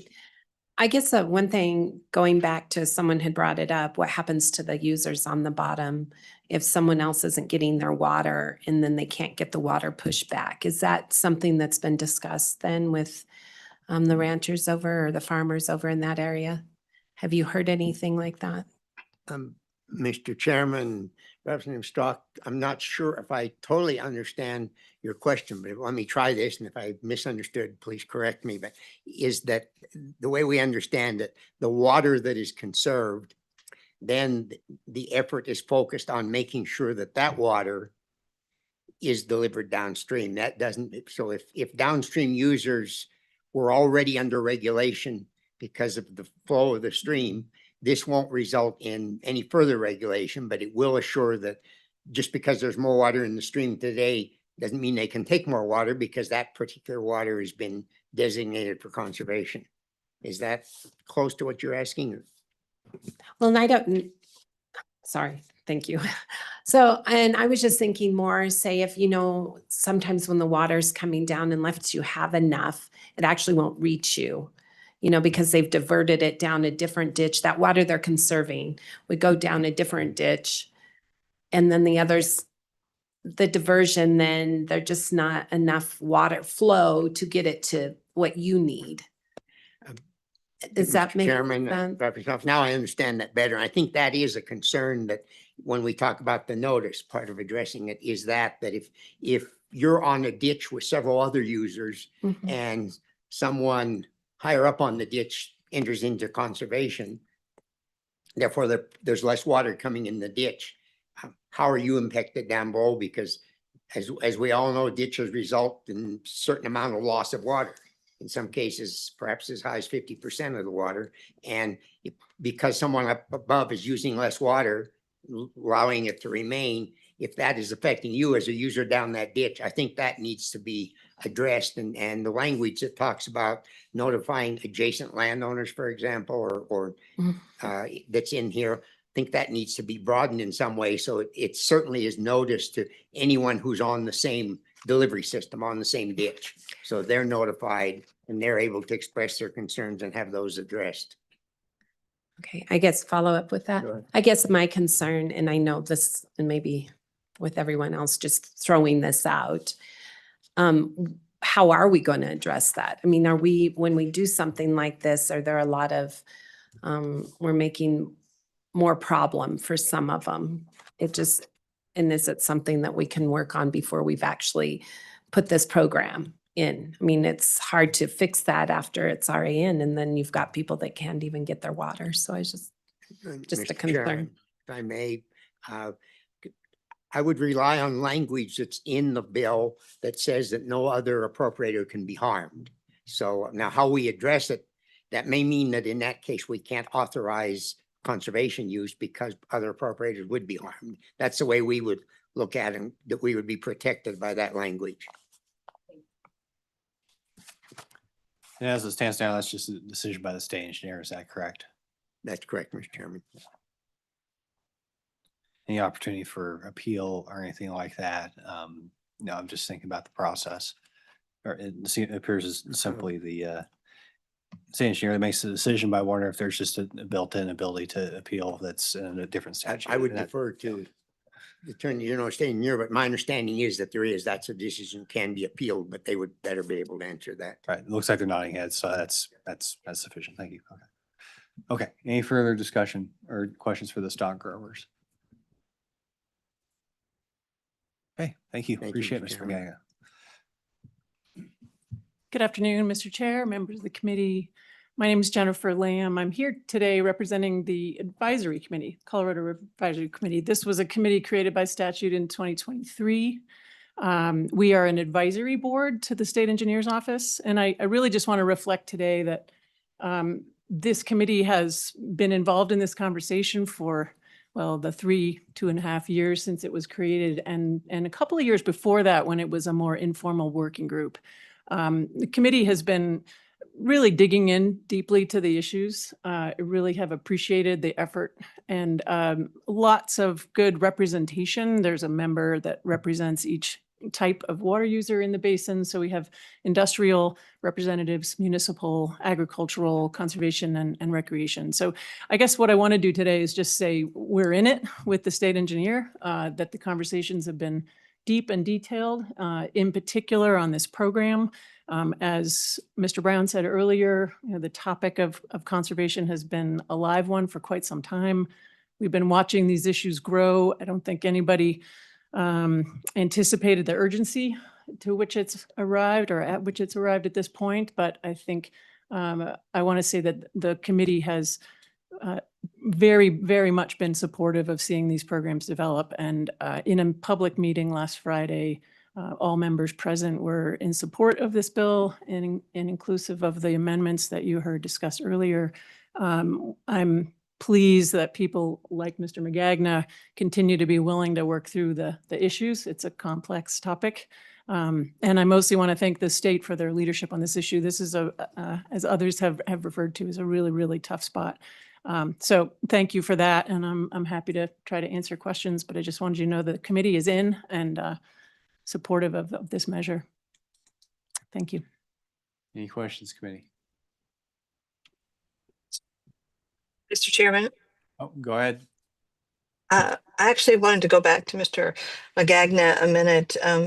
He had mentioned some specific thoughts he had on the notice provision. And I was wondering if we have those in writing or if he's got something or if we're going to continue to just work on language on that part. Mr. Chairman, Co-Chairman, I had prepared an amendment that I was prepared to offer to you today, but after discussions with the state engineer and the attorney general, I think that more work needs to be done in that area and would like to at least see if we have the opportunity to come to some language that we think satisfies both us as agricultural users of the water and without creating undue complexity or expenses for the state engineer's office.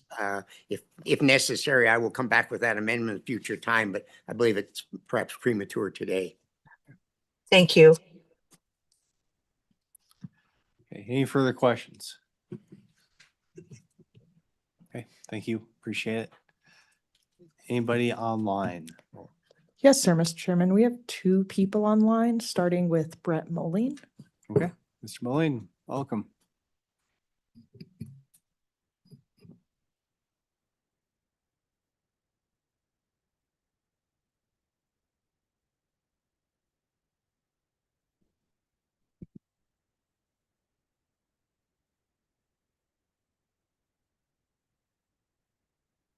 Okay, go ahead, Mr. Moline. Looks like the floor is yours. Excuse me. Thank you, Mr. Chairman. Brett Moline, Wyoming Farm Bureau Federation. Sitting in support of this bill. One thing I want to point out that it is voluntary at this point. You know, this statute would make it a voluntary program. I think it will be a good tool to put in the toolbox for the state of Wyoming, for our irrigators, for the state engineer to have. At your last meeting, there was concern raised about land, if it was voluntarily not irrigated, that land would go out of production.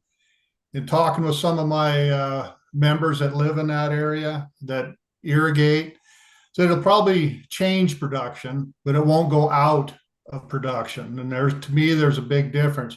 Probably converted from mechanically harvested crop to a crop that's harvested with animals. So I'm not worried about land going out of production, and I'm not worried about having strong negative economic impacts to the local communities. To address Representative Strzok's comment about the harm, I would point out on page 6, line 14 through 23, and on page 7, lines 1 through 6 outline that pretty well. And I think that addresses her concern that if there isn't enough water in that ditch to make it to the end user, that's harm. And that conservation, voluntary conservation curtailment would not be granted.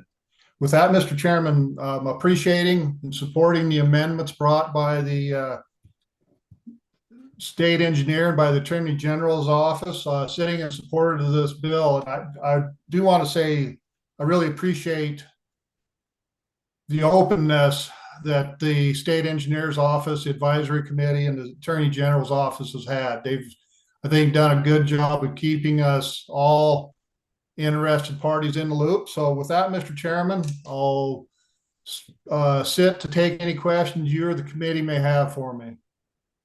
Thank you, Mr. Mulley. Any questions for the Farm Bureau?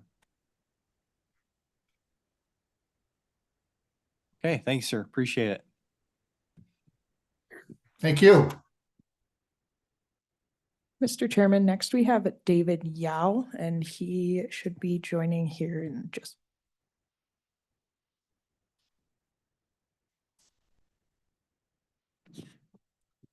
And he is online. Okay, Mr. Yao, welcome to the committee. Feel free to turn on your camera and microphone and proceed with your testimony. Thank you, Mr. Chairman, committee members, and staff. Apologize for the technical delay there. My name is David, and I'm with the International Association of Plumbing and Mechanical Officials, better known as IAPMO. A quick introduction on who IAPMO is. It is an ANSI accredited standards developer that creates consensus-based, public safety-focused codes and standards that promote indoor water use and safe, efficient plumbing systems. And I'm sorry to be late to the conversation, but I'm intrigued by the direction that this policy is going, and I think that there may be some technical inputs that we can provide that would help find some additional benefits to what you're accomplishing. To look at the way that we can be effective with this program, there could be some benefits, particularly to bring in municipal and commercial water users. If you're not already aware, the Water Efficiency and Sanitation Standard, known as WESTAND, is actually a nationally recognized voluntary standard that focuses on achieving safe and efficient water use in both residential and non-residential buildings. Now, these technical provisions include water conservation methods such as gray water, rainwater, on-site water reuse, and those all support the broader policy goals that the committee is pursuing. So including a reference to water efficiency standards in the bill would leverage an existing complementary pathway to additional measurable consumptive use reductions and provide a tool for conserving water used in and around buildings. Thanks for all the work you're doing. Thank you, Mr. Yao. Any questions? All right, thank you, sir. Appreciate it. Okay, any further public comment? Looks like nobody online. Anybody else in the room? Okay, public comment is closed. Committee, what's your pleasure? Okay, moved by Senator Driscoll. Second. Second by Senator Guru, looks like. So, if any discussion or amendments, looks like we had two suggestions at least. Anybody want to bring up those?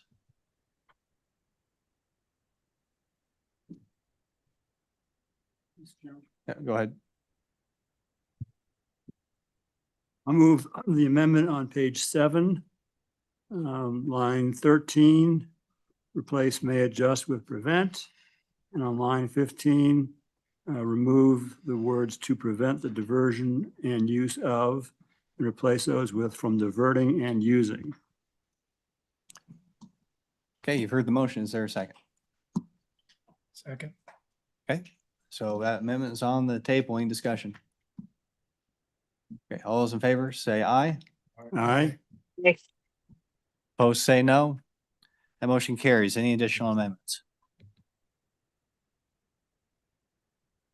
We have one more. Looks like we got a handout on page 5, line 16. Does anybody want to consider that amendment from the, I believe yes, from the state engineer's office? Okay. Moved by Representative Strzok, seconded by Senator Driscoll. Any discussion on that?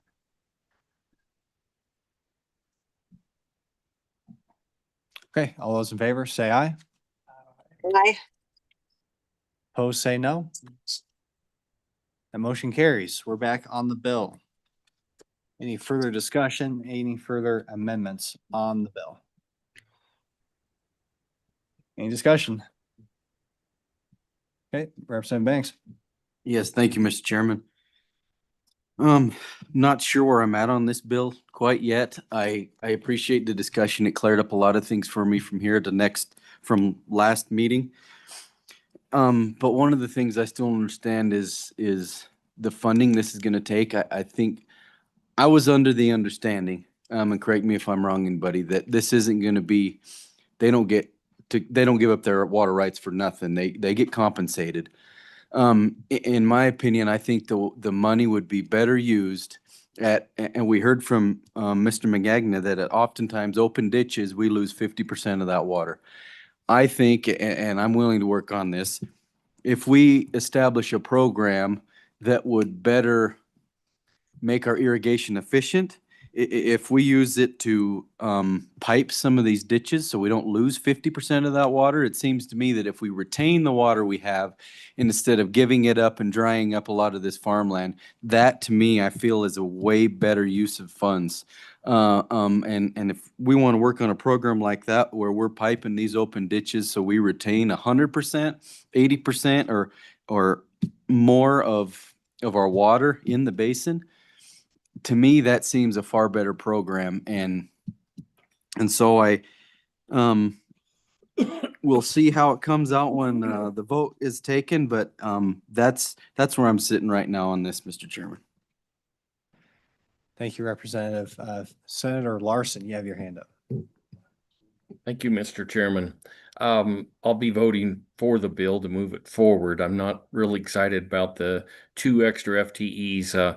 If we had some contingencies in there, maybe that after 25 applications, they get one, and after 75, they get another, or something like that. I'm just worried that we're giving 2 FTEs right away. Thank you, Senator. And if the bill gets through the process, I mentioned you'll see it on appropriations sooner rather than later. So now, do you have an amendment you want to offer now, or is that just kind of a conceptual thing you might want to do later? Conceptual, yeah. Okay, I'll thank wait. you, sir. Okay, any further discussion? Any further discussion? Okay, I will say that I don't like this either, but this is where we're at. I think this is a necessary tool in the toolbox to stave off a much worse situation for everybody who relies on water. And so I'll be voting yes on this. Appreciate all the work that's gone into us from a multitude of interest industries. And I think this is a very important discussion that we at the very least have to move forward to our colleagues. So yes. So, okay, looks like we don't have any more discussion. We'll go and do a roll call. This is a roll call vote on 26 LSO 37 Voluntary Water Conservation Program as amended. Senator Crum. Aye. Senator Driscoll. Aye. Senator Guru. Aye. Senator Jones. Senator Larson. Aye. Representative Banks. No. Representative Chestick. Aye. Representative Fordstrom. Aye. Representative Larson has left an absentee vote of aye. Representative Strock. Aye. Vice Chairman Boner. Aye. Chairwoman Lawley. That is 11 aye and 1 no, Mr. Chairman. Mr. Chairman, if I could, to make it unanimous, I'll switch to aye. We'll go ahead and allow it. How about that? 12 aye, Mr. Chairman. Okay, there we go. Okay, thanks, everybody. Let's take a brief 5-minute break. Come back at 3:30 for our 3:30 topics.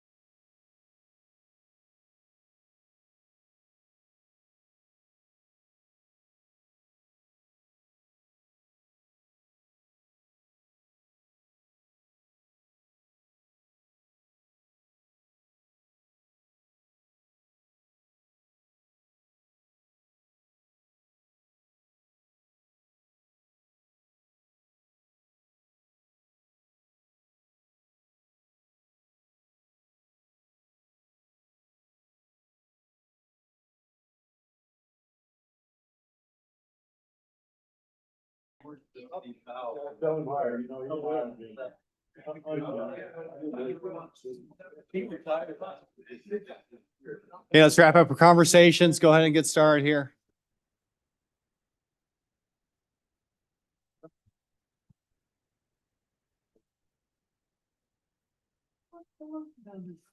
Okay, next up, we have Keyhole Reservoir Transfer. Have a presentation by LSO, so welcome. Please introduce yourself for the record and proceed with this memo that we have here. Oh, yeah, that's yours.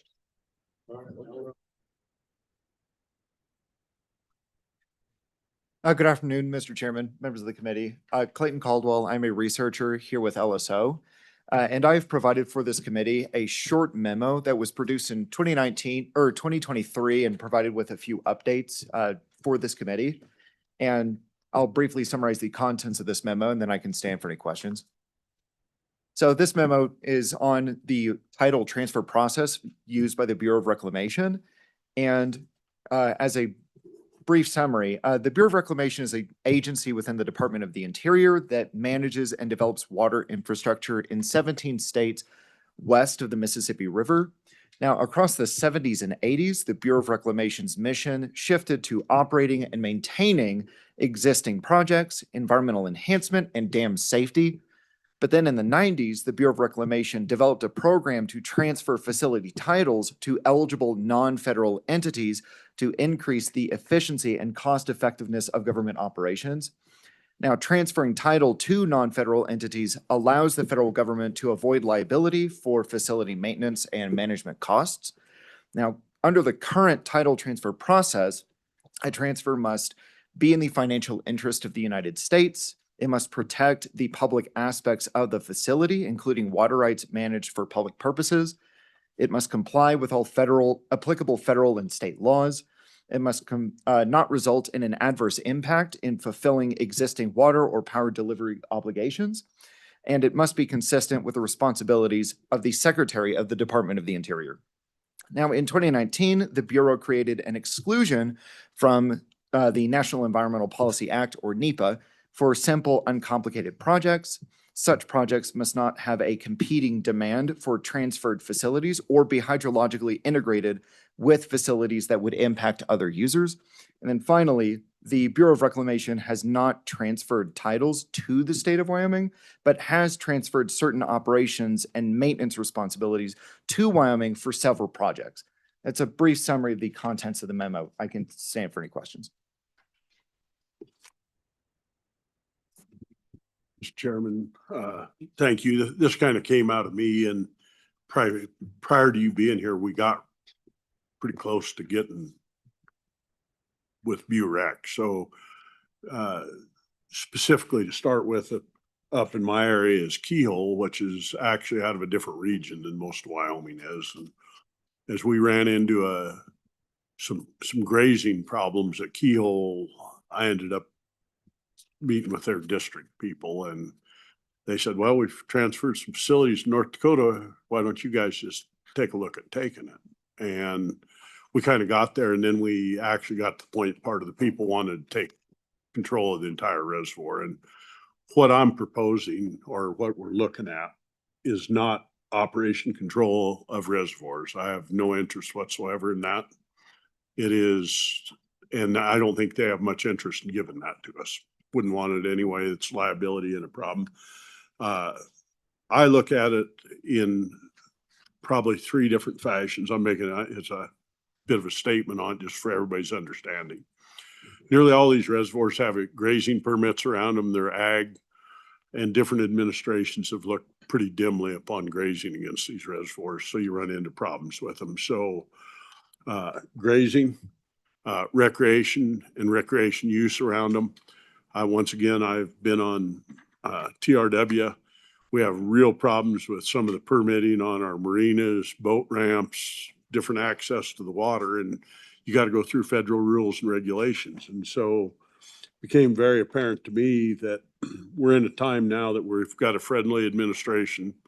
If we could pick up these federal acres, no face of the dam, no operation of it, but pick up the ground owned by Bureau of Reclamation around the reservoir and under the reservoir.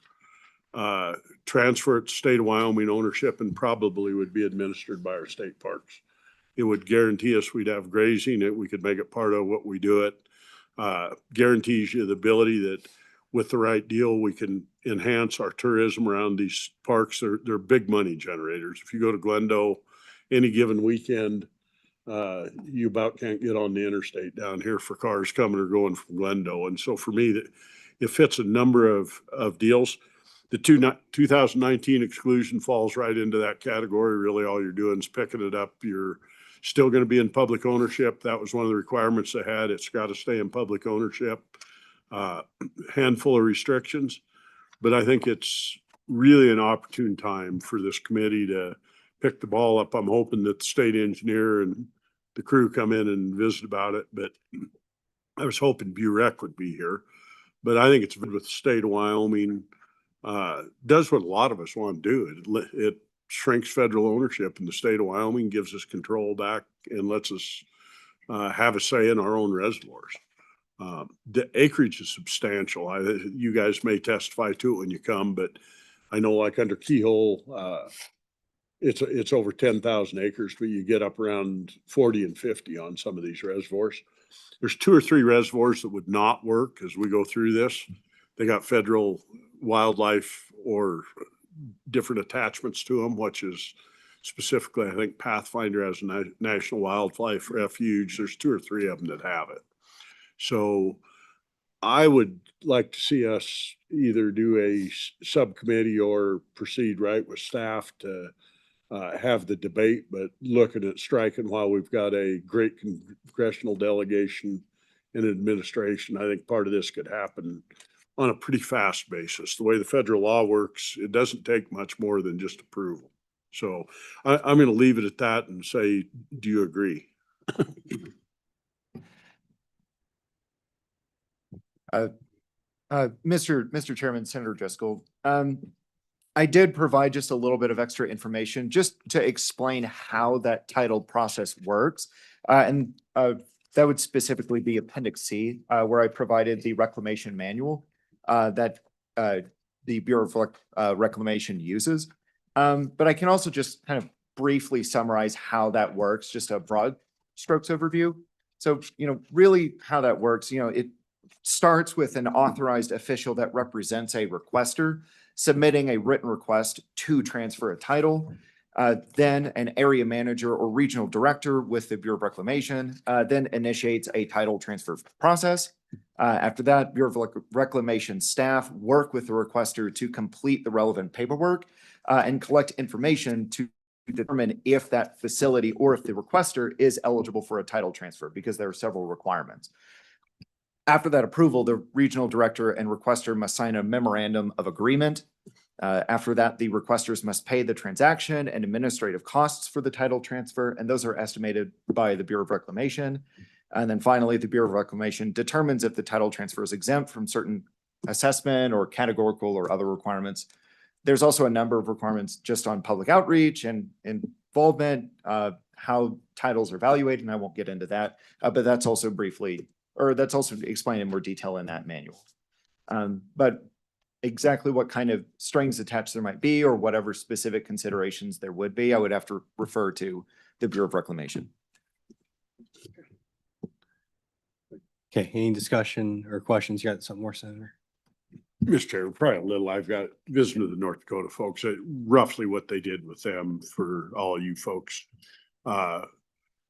Weed control, different environmental type stuff, public ownership, long-term.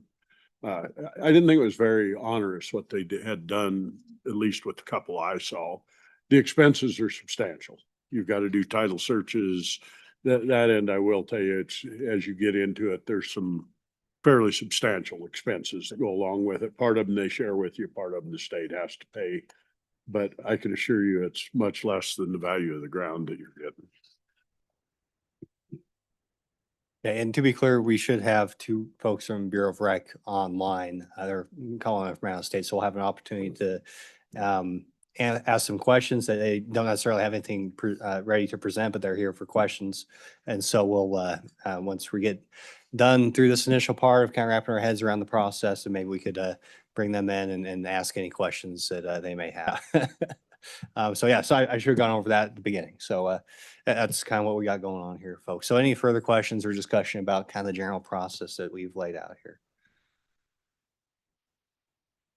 Okay, seeing that in the west. And so, yeah, just a little bit more. I think they're here for questions. So if anybody has any questions, we can start thinking of them. But just if you could, Mr. Henninger, please just introduce yourself briefly for the committee and share what your job title and job responsibilities are with the Bureau of Rec. That'd be a good start. Can you hear me? We can. Thank you. Okay. Yeah, my name is Scott Hedinger. I'm the acting area manager for the Dakotas area office. We're up here in Bismarck, North Dakota, but we do manage Keyhole Reservoir, mainly because of the drainage basin into the Dakotas, Bellfouche Reservoir, and so on. So yeah, the rest of Wyoming's all managed by our Wyoming area office. Yeah, I mean, grading, we use it as a tool. I mean, I wouldn't say that's going away around Keyhole, even if it stays in federal ownership. But back, Senator Jones was talking about, we were just kind of defining our boundary back then for the recreator, and got a lot of pushback. So I got a lot of calls from legislators wondering what we're doing, and we had no intention of fencing the boundary. But anyway, we pulled back and just used Carsonites to find the boundary. And at that time, visiting with some of the grazers, I got the sense that they wanted to keep it in federal ownership. So obviously something's changed since then, but that's neither here nor there. We pretty much have a couple different ways the title transfer, either through specific legislation or through what was just being described there earlier, is the Dingle Act, which we pretty much, like Wyoming State Parks and Recreation Trails is our managing partner, Keyhole. Typically, they would send us a letter requesting transfer, and yeah, go from there. I mean, we typically, in a lot of scenarios, are not the ones initiating this. So, but willing to work with anybody. So. Well, thank you, Mr. Hanger. I appreciate that summary. And so it sounds like in order to initiate, you simply need a state agency to send you a letter. Is there any other sort of input you would seek from, say, elected officials, from affected users? What does that process look like once somebody sort of initiates it? I would think you'd have to do that to see if you had support for it. And maybe you do. I mean, I just heard about this in the last month, so I wasn't aware if there was local folks in Wyoming not happy, I should say. But I think you would have to do some public scoping on this. Absolutely. Senator Driscoll, you have a... Mr. Chairman, yeah, a little bit of comment, because yeah, you're absolutely correct. I would not be surprised if the majority of the grazers are happy with the way it is right now. That's my deal. It's my district. I'm kind of the one that's driven it in the past, but it goes far beyond the grazers, and I don't want to make them angry at me, but these are assets that have great value to the public, and the way they're set now, I think you really expand the ability for the public to be able to use a resource and use it better. In the state, often, no offense to you, by the way, I think you guys do a phenomenal job at Keyhole. I'm a member of Crook County Irrigation District, and I think that the dam's phenomenally well administered and done. I look at it more as how do we turn it more into an economic tool for the state and to ensure long-term control back to that grazing, because your orders come out of what comes from above, and it seems federally we continually move towards cows and water are bad deals, and those of us that live here don't feel that way. And part of mine is looking long-term for all of us, and I think local and state is better if we can do it. I'm sure you're not going to lose your job over it, but it makes sense for us. So I wanted to make it really clear that one, not getting huge complaints from the grazers.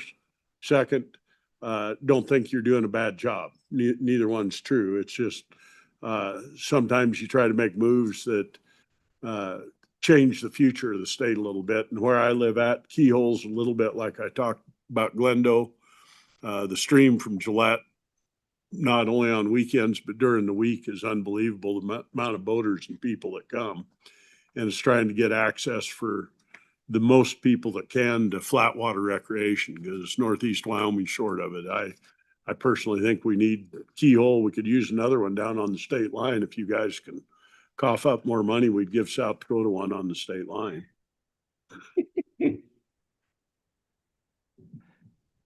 Okay, any further comments or question? I don't think there's a question there, but appreciate it. Answer all in one. All right.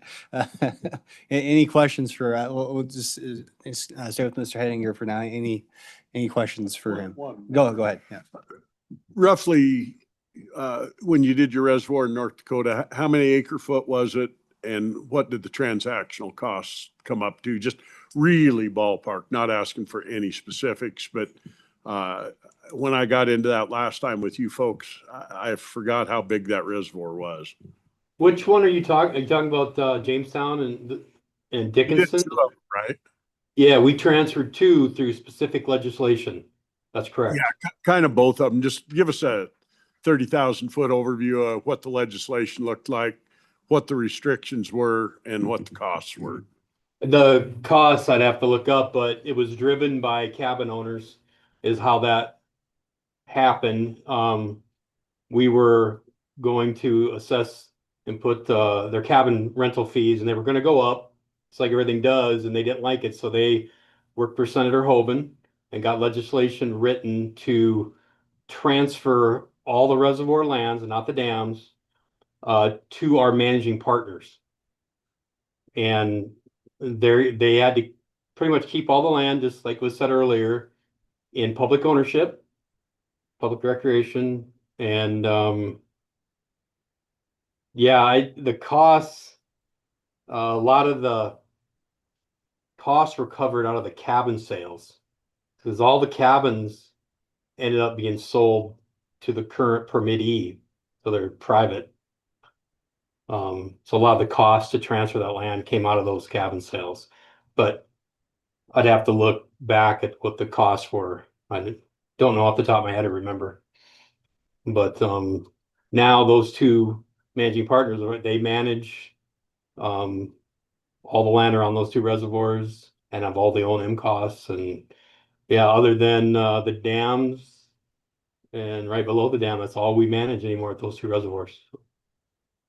I think that, that was specific legislation that was written, so that took a little longer to happen.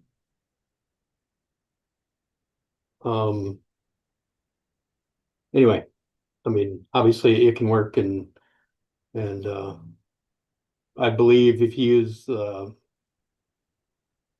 Dingle Act, things can move a little quicker. Okay, any further questions? Go ahead, Senator. Mr. Chairman, dragging this on. You're good. So what kind of commitment would we have if State Parks sent you a letter? Does that do any commitment, or does that just open the door and allow you guys to sit and talk and get specifics for us? I think that does open the door and just start the conversation on the process, and yeah, I mean, I just know that's the first step. Wyoming Parks and Rec would have to send us a letter requesting title transfer. Commitment will come later as to what that cost would be. I think that's what you're wanting to know, but. Go ahead. Mr. Chairman, no, so we could get to an official point without being bound on it, so we could kind of see what you guys are asking, because, really, parks, I'd like to see them, they're not me, obviously, come up with a bullet list of what we can do, what we can't do. I could ask you a question for an hour, like the cabin sites. I assume that they own no land under them, but they got to own an asset. Can they add more of them? Those type of questions are what state parks would be asking. Can we put new boat ramps in after we get it? that type stuff is kind of what I'm looking at.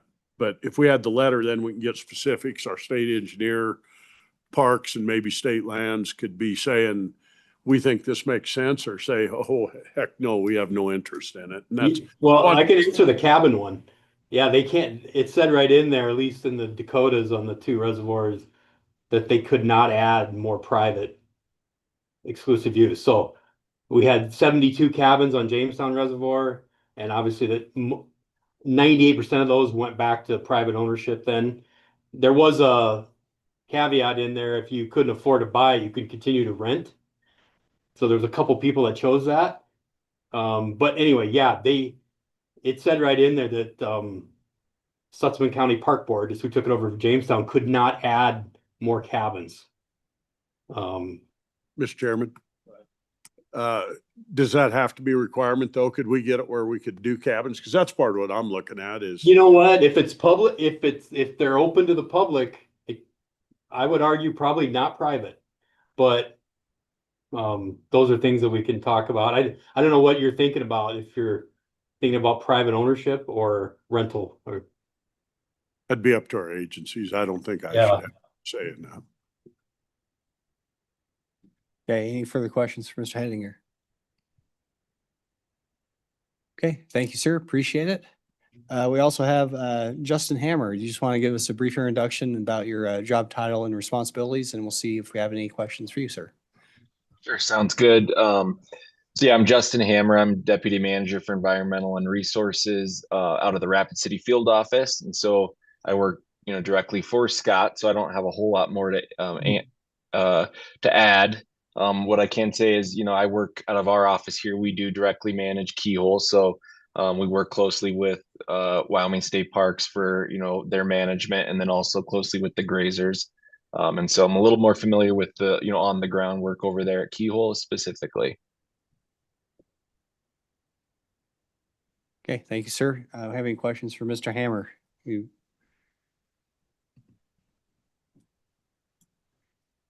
Okay, well, I'll ask one. Have you had experience with any sort of these transfers?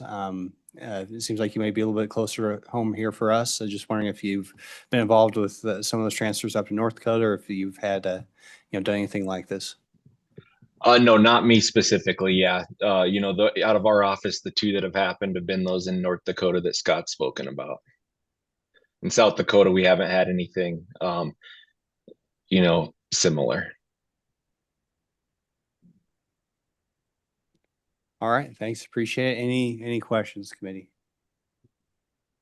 Okay, gentlemen, I certainly appreciate it. It's a fascinating concept, and perhaps we'll have a opportunity to work with you here in the near future. So thanks for your time. I do appreciate it. Thank you. Thanks. Okay, we'll see if any more public comment. Anybody online? Is that it? Okay. Anybody in the room? No? Okay, looks like public comment is closed. Committee, do we have any directions we want to give? Senator Driscoll. Mr. Chairman, I'd like to suggest that either yourself or a group sit down with probably the executive branch, state parks, and state lands. I think all 3 of them need to at least initially put their 2 cents in on it. But I think timing's important on it. We're at a time with the administration that stuff could happen reasonably fast if it was possible. If it gets to that point, I'm happy to help with meetings up home and what goes on. I would like to see us look at Keyhole first.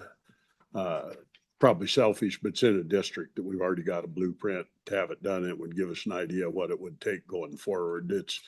Keyhole's not a huge reservoir. It's not a tiny one. It lays kind of in the middle of the stuff, and it's fairly unobtrusive the way it lays. It's surrounded pretty much all the way around by private ground, and I think it makes some sense. But I'd like to have, if you're willing to do it, if not, I can handle it or someone else. I potentially have a conflict because of my Crook County Irrigation Board, but I don't see where it has any conflict other than our O&M gets paid to state parks instead of the feds now. And I'd really like to try to do something that we can move fairly quickly on. Okay, fair enough. So is that something we want to vote on? Maybe give the chairman some direction to pursue this with our relevant state agencies?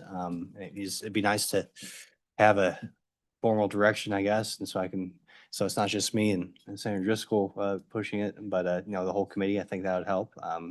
So maybe a motion along those lines would be helpful.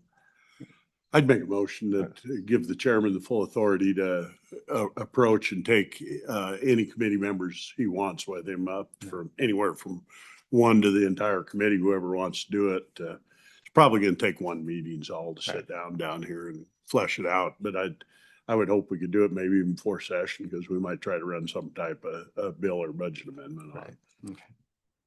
Okay, sounds like a motion. Is there a second? Okay, any discussion? Okay, all those in favor say aye. Aye. Opposed, say no. Okay, that motion carries. Just when we thought we were done for the session, Madam Chairwoman, we'll get this done here, so.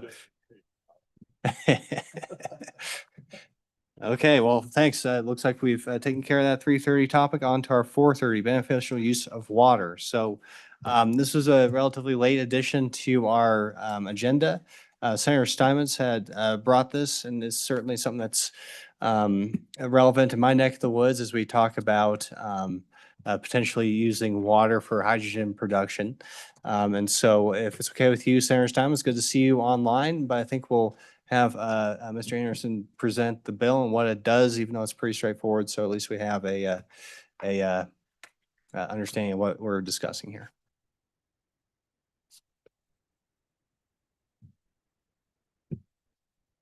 Good afternoon, Mr. Chairman.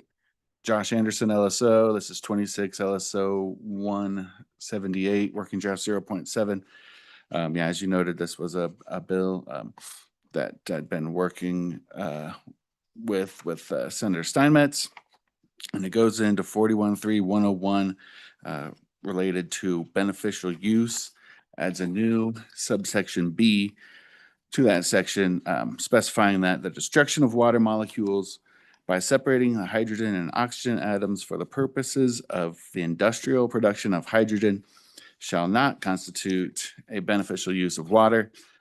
And then adds another sentence, nothing in this subsection shall be construed to prohibit any use of water that results in evaporation losses where the primary purpose is not the molecular destruction or chemical dissociation of water.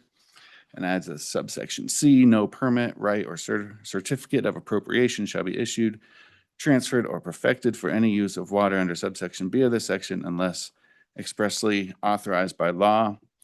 Then section 2, a non-codified section for applicability. Subsection A, this act shall not apply, or this act shall apply to all new water permit applications or applications for changes of water use filed on or after July 1, 26.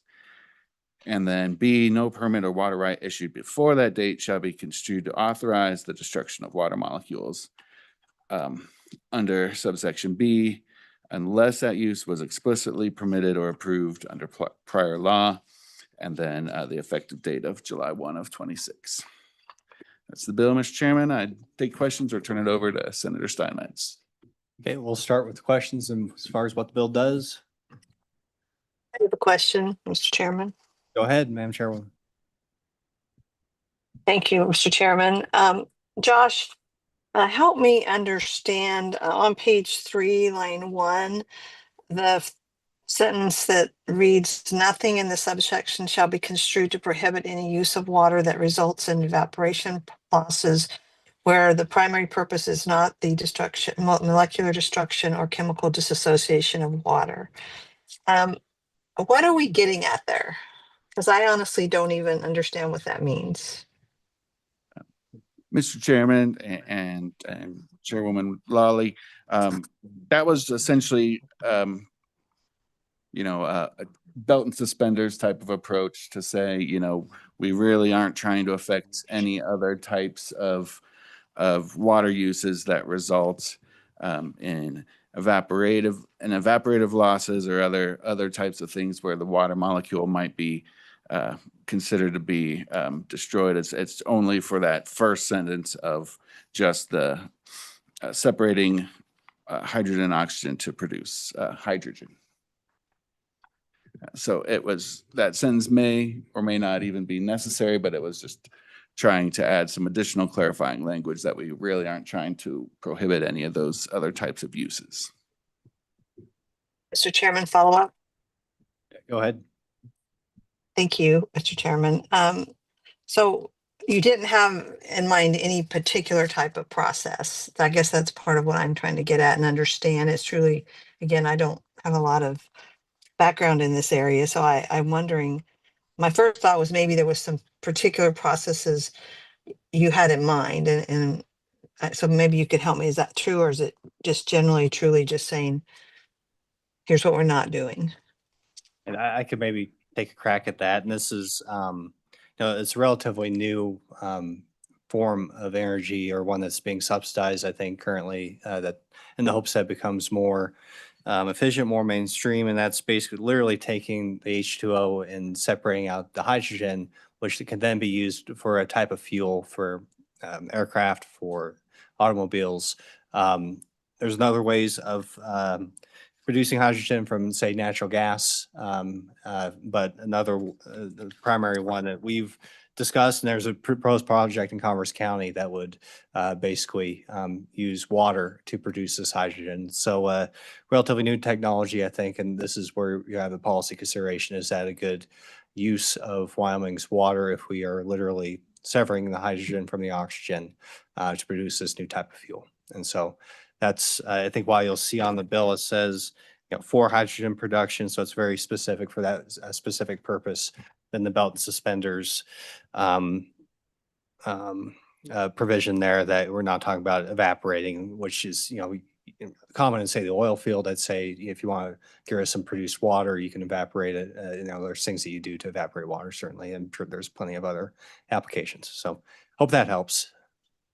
Thank you, Mr. Chairman. It does help. I think I understood the purpose of the main part of the bill, but it was this particular sort of belt and suspenders that I was just curious of whether or not there were specific processes. You obviously mentioned one in the oil field. I didn't know if even in coal processes, I just didn't know if there were specific things we were making sure weren't included. And if there were, I would just want to know about those. So in the belt and suspenders part.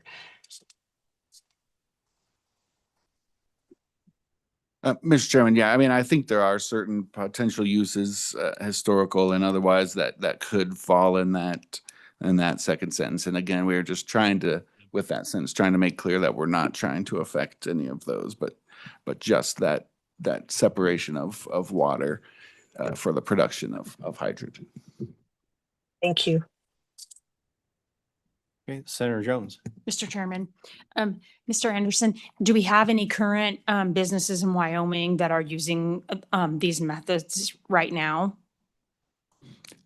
Mr. Chairman and Senator Jones, not that I'm aware of. I don't know if anyone else in the room can speak to that, but I'm not aware of any. I'm not aware of any, but don't pretend to know everything either. So, but once again, this is a relatively new technology. It came about as part, I believe, the Inflation Reduction Act, or one of those bills that was passed federally that established a lot of these tax subsidies for newer technologies. And so it is a relatively new idea, I'd say.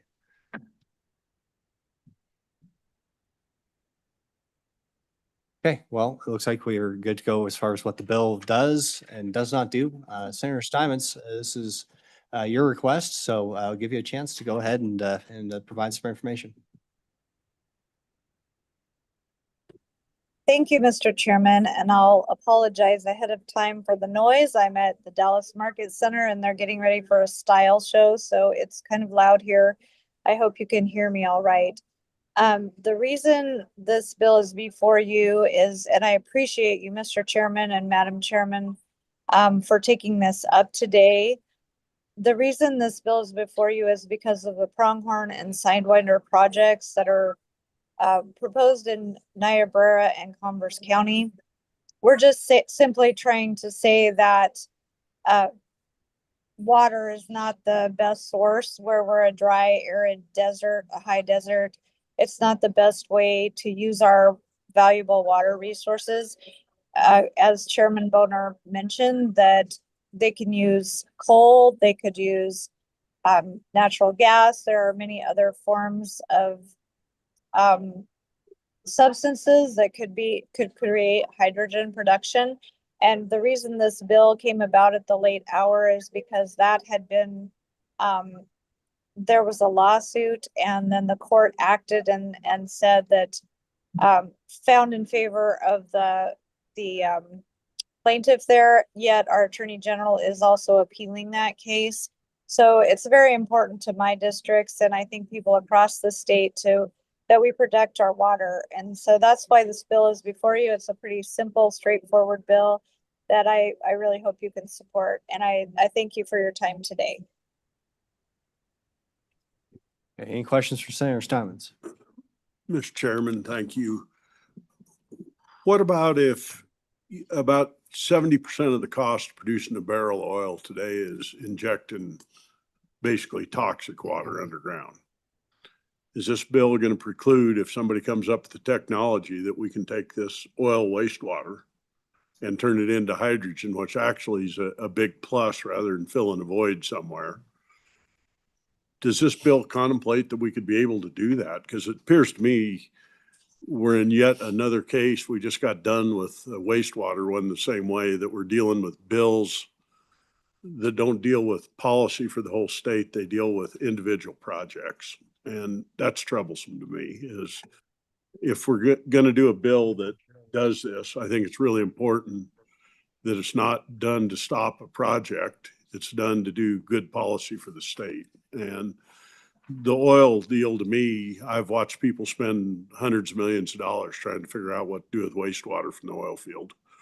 And that type of example to me is a place that you could do consumptive use of water or find a way to clean it. But I just, a little bit of what ifs, and if you can't answer it, I probably end up being a no on the bill, just because I think it stifles economic growth in the state. Senator Steinmetz, you have a response? Thank you, Mr. Chairman. It's my understanding that the water has to be pretty pure to create the hydrogen. If you want to put a caveat in there that calls out that specific source of water, that would be up to you. However, they're talking about trying to get water rights from the North Platte River, which is already over appropriated. So, and that water would be destroyed. So that's what we're talking about. If you want a caveat for wastewater, I'm perfectly fine with that. I just don't believe we should be using our potable water or irrigation water and destroying it for this purpose. Thank you. I hope that answers your question, Senator Driscoll.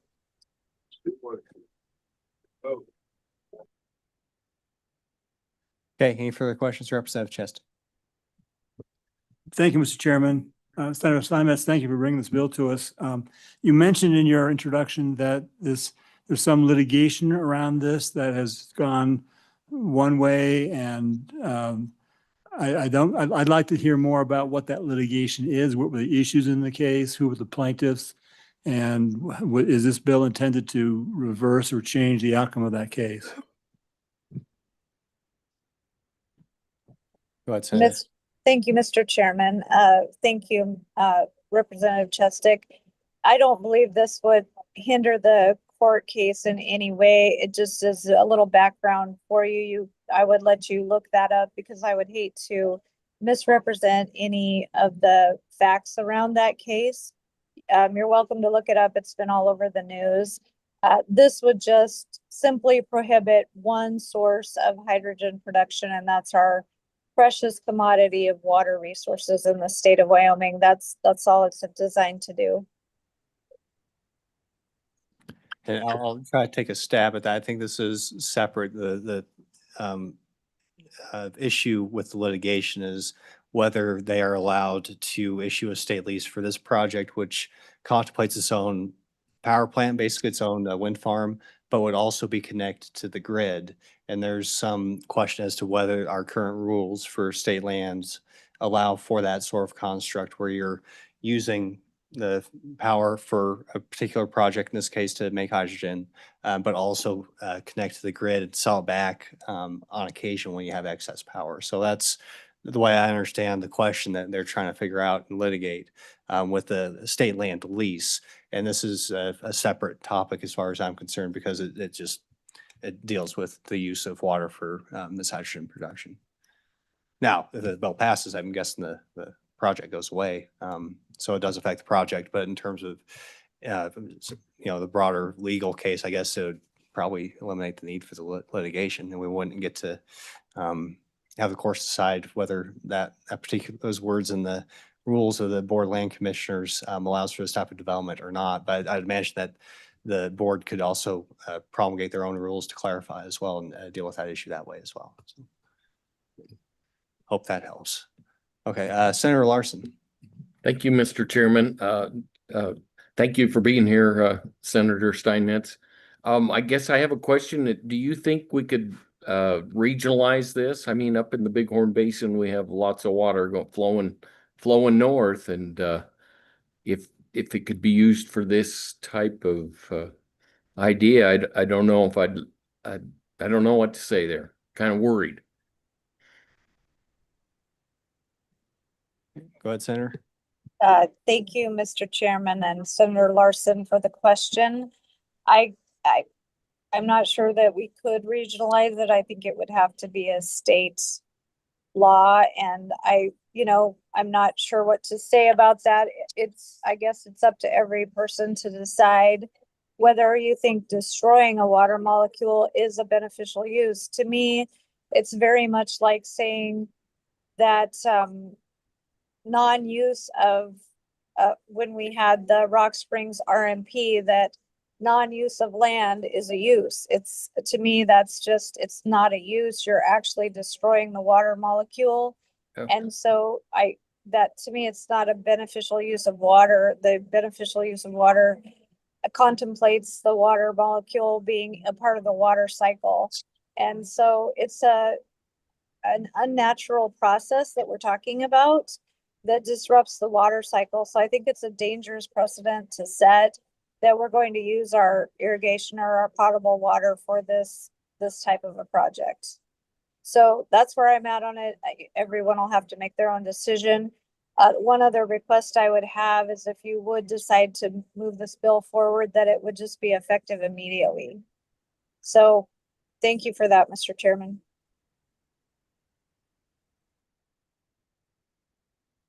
Mr. Chairman. Go ahead.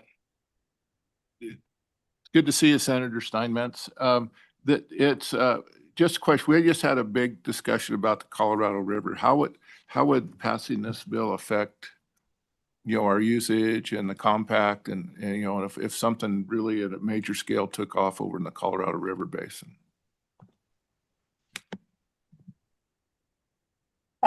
Mr. Chairman and Senator Crum, thank you. I don't think this would affect the Colorado River Basin at all. I think it's just simply putting that, because I don't think we're talking about them destroying water molecules. This is specifically only for hydrogen production. And when states downstream, whatever they want to use their water for, they can, but we're not going to, in Wyoming, destroy our water molecules to make hydrogen. That's what this bill is designed to do. And each state is still entitled to their allocation under the compact. I don't think this bill would have any effect on that compact. Representative Chestic. Thank you, Mr. Chairman. Senator Steinmetz, I'm still a little fuzzy on the concept here of what the bill's what problem is the bill trying to solve? Are we afraid of running out of water? I mean, that's a real risk. We have a shortage of water, no doubt, or are we trying to deprive the opportunity to generate hydrogen to create hydrogen fuel cells? Are we trying to reduce the ability to make alternative energy sources? I guess, which problem are we trying to solve here?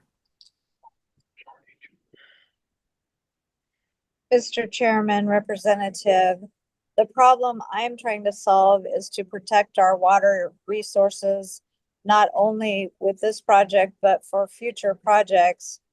As I said before, as any other project we've had, you might use water, but it still goes back into the water cycle, either through evaporative loss or through irrigation and permeation of the soil, or with runoff going back into rivers and reservoirs and creeks and streams and producing fishing, fishing opportunities, all of those things. To me, it's a question of good stewardship of our most valuable resource in the state of Wyoming, which is water. It's akin to destroying any other thing and calling it a beneficial use. To me, I just believe it's something I want to protect and not see utilized in this manner, because I think once we go down this road, and it's not shutting anything down, there's other opportunities. There's natural gas and coal. There's other elements that can produce hydrogen besides water. And since water is so scarce in our state and is a resource that we have made as paramount, because we have actually directed severance taxes toward it. And that's why we have this committee and the Water Development Commission and all of the projects across the state that you have been so aptly considering today. So that is the reasoning for my bill, and I hope that helps. I do have a follow-up question. So it seems to me that creating an alternative energy source is a beneficial use. Energy generally is beneficial, but and this is probably a dumb question because I don't understand the science, but I'll ask it anyway. My understanding is that when hydrogen fuel cells are used to produce energy, it produces a waste product of water. So the hydrogen is going back into water, so we're not destroying the molecule. Am I understanding the science wrong? Go ahead, Senator. I'm trying, sorry for my unmuting problems, Mr. Chairman. That wouldn't be in our state when that was utilized, though. That would be out of state. So the effect to Wyoming is still the technology being utilized here in our state using our Wyoming water. So that's the issue for me. Go ahead, Representative. Thank you, Mr. Chairman. So just to be clear, though, if this is on the North Platte drainage, any use of the water would have to be appropriated. So there would be someone giving up the current appropriation to use this water? Mr. Chairman and Representative, that would be correct. That they would have to be giving up. And so in Wyoming, it has long been a policy. We've tried to avoid buy and dry policies in this state because we realize the value of our resource. And so that's the policy question for this body, and it's the one before you today.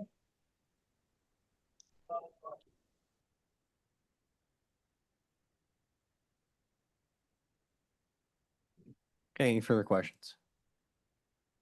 Mr. Chairman. Oh, go ahead. Thank you, Mr. Chairman. Thank you, Senator Steinmetz. Good to see you. And I think there's two things that have been raised, and one of them you've kind of addressed, and the one is regarding wastewater. And my Minerals Committee service, we've talked a lot about the developing technology in that area. So I do think looking at maybe an amendment or exception that might be able to cover that might be important. And still meet your goal. And I like your comment on that, but also something that Senator Larson raised is in the Bighorn Basin, we have, I think, estimates in the ballpark of 7,000 acre feet flowing out of the basin up into Montana. And so, I mean, that's going nowhere. So there could be a situation where we might look at that differently than the situation we're currently having with these two projects. So do you have any thoughts about any way to carve out an exception for that also? Mr. Chairman, Representative Lawley, I think, yes, carving out the wastewater makes sense. And if it was a basin that is flush with water, you could certainly look at that. Or as that technology emerges and a project would come up, we could always revisit it as the legislature. This is a constitutional amendment. We're always coming in, tweaking what we did the last session. So I think there's always opportunity to tweak what we've done and keep on working toward the goals we have at the time we have them. Okay, any further? you. Discussion? Oh, thank you, Madam Chairwoman. Any further discussion? Okay. Thank you, Senator Steinmetz. Looks like you're off a hot seat for now. We'll go and open up for public comment. Any public comment in the room?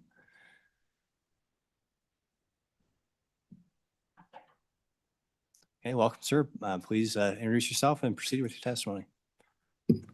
Yes, thank you, Mr. Co-Chair. My name is Brad Brooks. I'm the Director for the City of Cheyenne Board of Public Utilities. I didn't think I was going to talk about an item today, but as mentioned by Senator Driscoll, or somebody mentioned earlier, is there anything going on in the state? So just so you're aware, we have Trans-Basin water, of course, you know, that we bring over. When we bring that over to Cheyenne, we are able to use that to extinction. There is a large amount of our water right now that we use, potable water, goes through our system. People use it, goes down toilets, drains, and it goes to our wastewater facility. We treat that, and that water, we have excess of that right now that ultimately we release into the creek that we are entitled to use to extinction. We actually have an outfit that came to us probably 2 years ago, and we have an MOU with them, and it is a hydrogen company that wants to look at the possibility of purchasing our wastewater effluent to use for hydrogen production. How they would do it, somebody mentioned that it does require clean. They would actually install a pipeline from our facility to their facility. They haven't picked the site yet, but they just wanted to secure the water. And then they would actually treat it and then produce hydrogen. So I share that with you, just the fact that, yes, there is things going on and we do have an active MOU. I think something that was mentioned even by Senator Steinmetz is maybe could there be some kind of exclusion? We aren't using potable water. Of course, this is wastewater. So I did like the comment. I thought I heard that maybe there is an exception for a wastewater stream. Now that would have to be, a definition would have to be given, because I'm sure people would question, well, what's actually wastewater? But ours is our wastewater effluent from our wastewater plants. But I thought I would just share that just for information in your consideration of this bill. And I'd be glad to answer any question. I just thought I'd add that. So thank you. Okay, thank you. It's Mr. Brooks. Okay, thank you, sir. Any questions? Go ahead, Senator. Thank you. Just quick question, Mr. Chairman. If that project came to fruition, when would they start construction? Any idea, or it's not immediate, I guess is what I'm hearing. Through you, Ms. Co-Chair, it is not immediate. Yeah, we right now have an MOU there. I can't even remember the amount that they're paying us on a yearly amount just to reserve that amount of water. Okay. That will expire. I think we did it for 5 years, and we're probably going to year 2 or 3 if they never develop it. They just basically came to reserve it. So nothing is on the books as of yet. Okay. Thank you.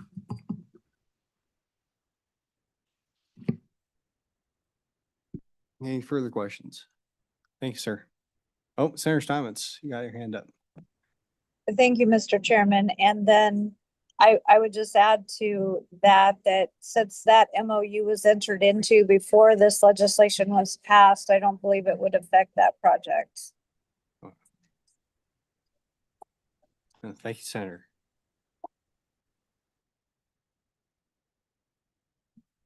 Okay, any further public comment? Anybody online?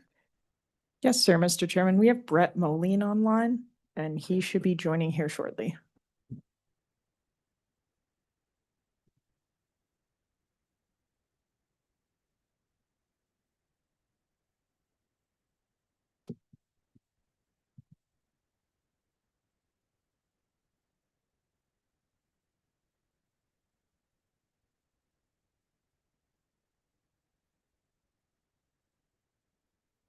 Okay, Mr. Moline, go ahead and proceed with your testimony. Thank you, Mr. Chairman. Brett Moline, Wyoming Farm Bureau Federation. I'm sitting in support of this bill. It kind of boggles my mind that the state would support or grant a right to use water to destroy it, given that water is, as good Senator Steinmetz pointed out, water is one of our most valuable and rarest commodities. So I like this bill. My members would support it. A couple of questions I'd like to maybe try to answer a little bit. I believe it was Senator Driscoll brought up about injecting wastewater down into deep, unpotable, bad water. It takes somebody from the minerals industry to answer this a little better, but in my line of thinking, it's really not the water you're injecting. It's the chemicals. It's a way to get rid of the waste.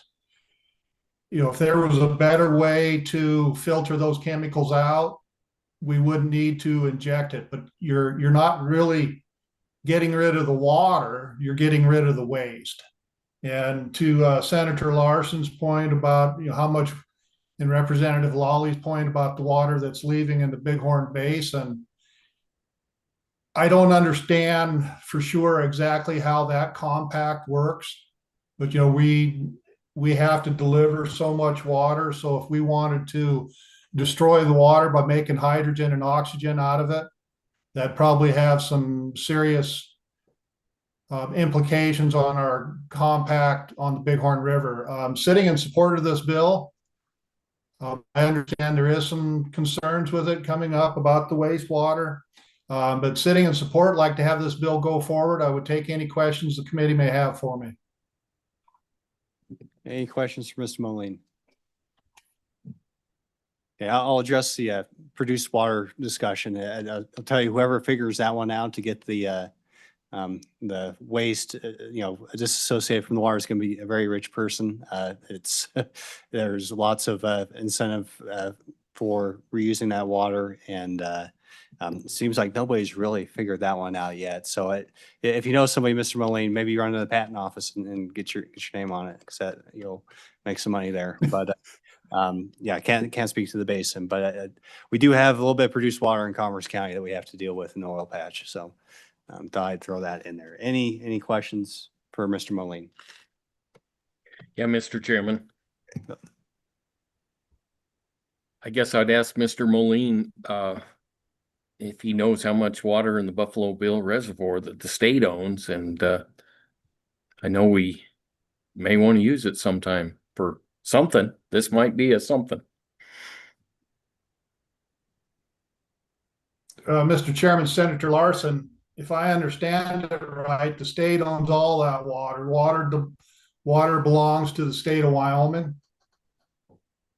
So I don't disagree with you on finding uses for it, but to destroy it in this manner just doesn't seem like a good idea, especially when we have alternative sources of hydrogen. We also have a lot of natural gas. So maybe using that or coal, two very important sources of income, the production of those minerals for the state of Wyoming. I will say this, there's a lot we don't know. And it seems like the American ingenuity, when a problem becomes big enough and a resource becomes scarce enough, we tend to allocate more resources, how to make that resource work better, to clean up some of the things that have gone on. But to use it to destroy it, not a good idea. Mr. Chairman, follow up. Go ahead. I do realize the state owns all the water, but there's water in the Buffalo Bill Dam storage that the state has control of. So that was my point. Would you agree? Go ahead, Mr. Moline. Oh, yes, sir. Mr. Chairman, Senator, yes, I agree. The state does control the water. Okay, any further questions for Mr. Moline? Okay, thank you, sir. Thank you. Okay, anybody else online? Is that it? Okay, last chance in the room. Okay, seeing none, public comment is closed. Committee, what's your pleasure on this bill draft?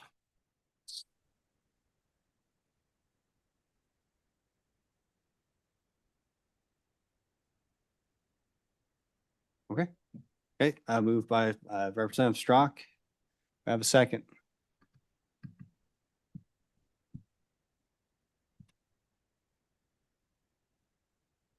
Okay, looks like we do not have a second. Last chance. Oh, second.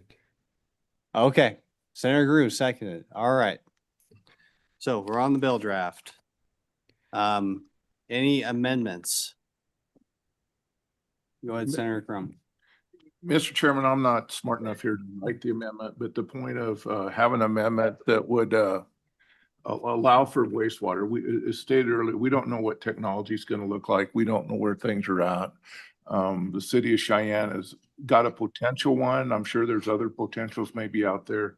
I certainly don't want to destroy usable water, right? I mean, we don't want to destroy our water.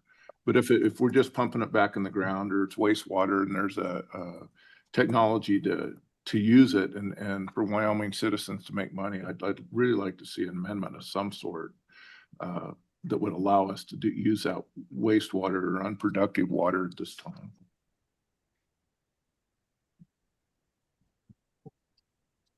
Okay, yep. Senator Larson. Mr. Chairman, I was just wondering if I could ask LSO staff if they have any idea if there would be a way to regionalize areas that wouldn't be affected by this.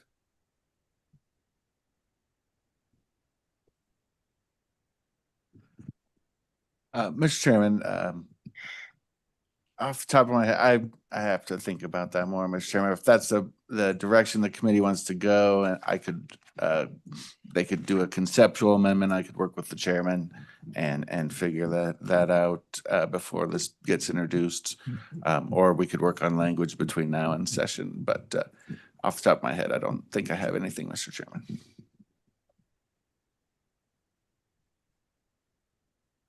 Okay, any further discussion? Amendments?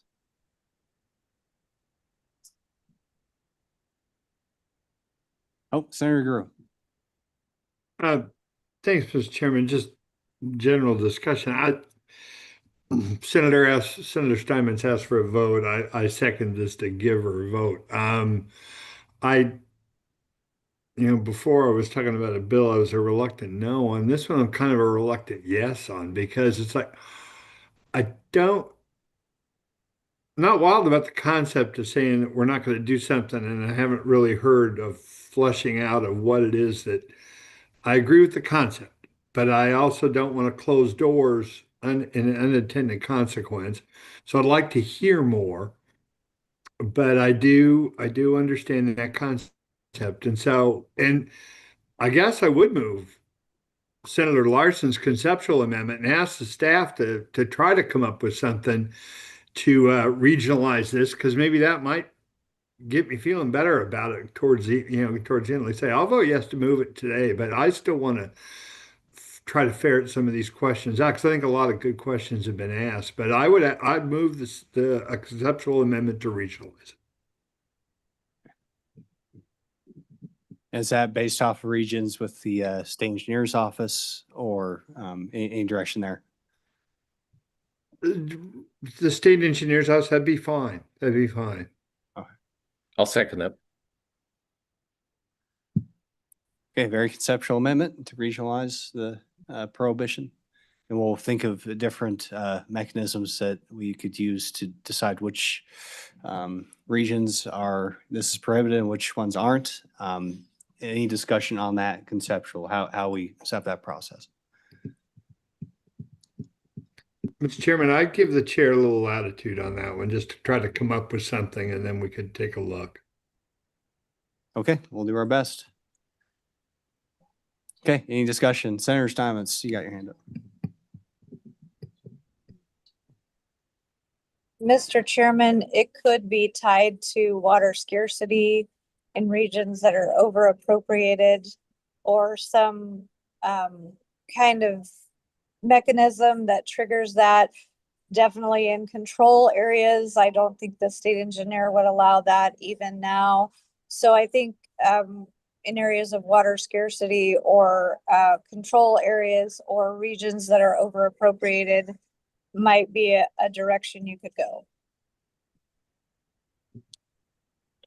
Okay, I like that. I think that'll be a good starting point, and we'll work on the language, but I think that's a usable enough concept, and we'll see what the agency thinks, but yeah, well, I think maybe that's a good starting point. Okay, any further discussion on the conceptual amendment? Okay, all those in favor say aye. Aye. Opposed say no. Okay, that motion carries. Mr. Chairman, Go ahead. I'd move, as long as we're doing conceptual amendment, a conceptual amendment on wastewater being able to be used in the state. Okay, that sounds good. So we certainly allow this for water which would not be used for, I guess, not potable water, not agricultural water, and once again, very conceptual, but it could be as easy as adding a few words on page 2, line 21 in front of water, and describing what water is prohibited. Okay, all right. Do I have a second? Okay, second. Okay, discussion on that. Okay, all those in favor say aye. Aye. Aye. Opposed say no. Okay, that motion carries. Any further discussion on the bill? Any amendments? Okay. Seeing none, we'll go ahead and do a roll call vote. This is a roll call vote on 26 LSO 0178, destruction of water is not beneficial use as amended. Senator Crum. Aye. Senator Driscoll has left a proxy vote of no. Senator Grew. Aye. Senator Jones.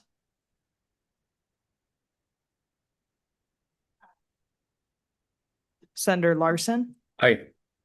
Representative Banks. Aye. Representative Chestick. No. Representative Fordstrom. Aye. Representative Larson has left a proxy vote. Do not have it up at this moment. Yeah.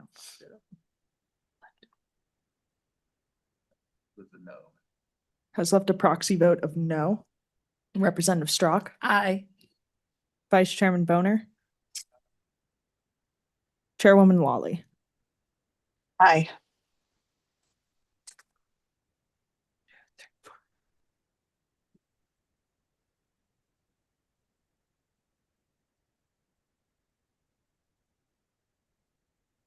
That is 9 aye and 4 no, Mr. Chairman. Okay, we'll see how that one goes. See if we can get something ready for the budget session that's workable and can accomplish the committee's intent. So thank you, Senator Steinmetz, for the timely discussion. I appreciate the committee's flexibility and input. I think we made the bill better just in the past couple minutes, and we'll continue to think about it. And we have a few weeks before the budget session. If you have any more input, feel free to reach out to me directly or to Mr. Anderson. We'll do our best to get this bill ready for our budget session. So any further discussion, public input before we adjourn for the interim? Okay. Thank you, everybody. Appreciate all your good work, and we'll see you in a couple weeks. Bye. Thank you.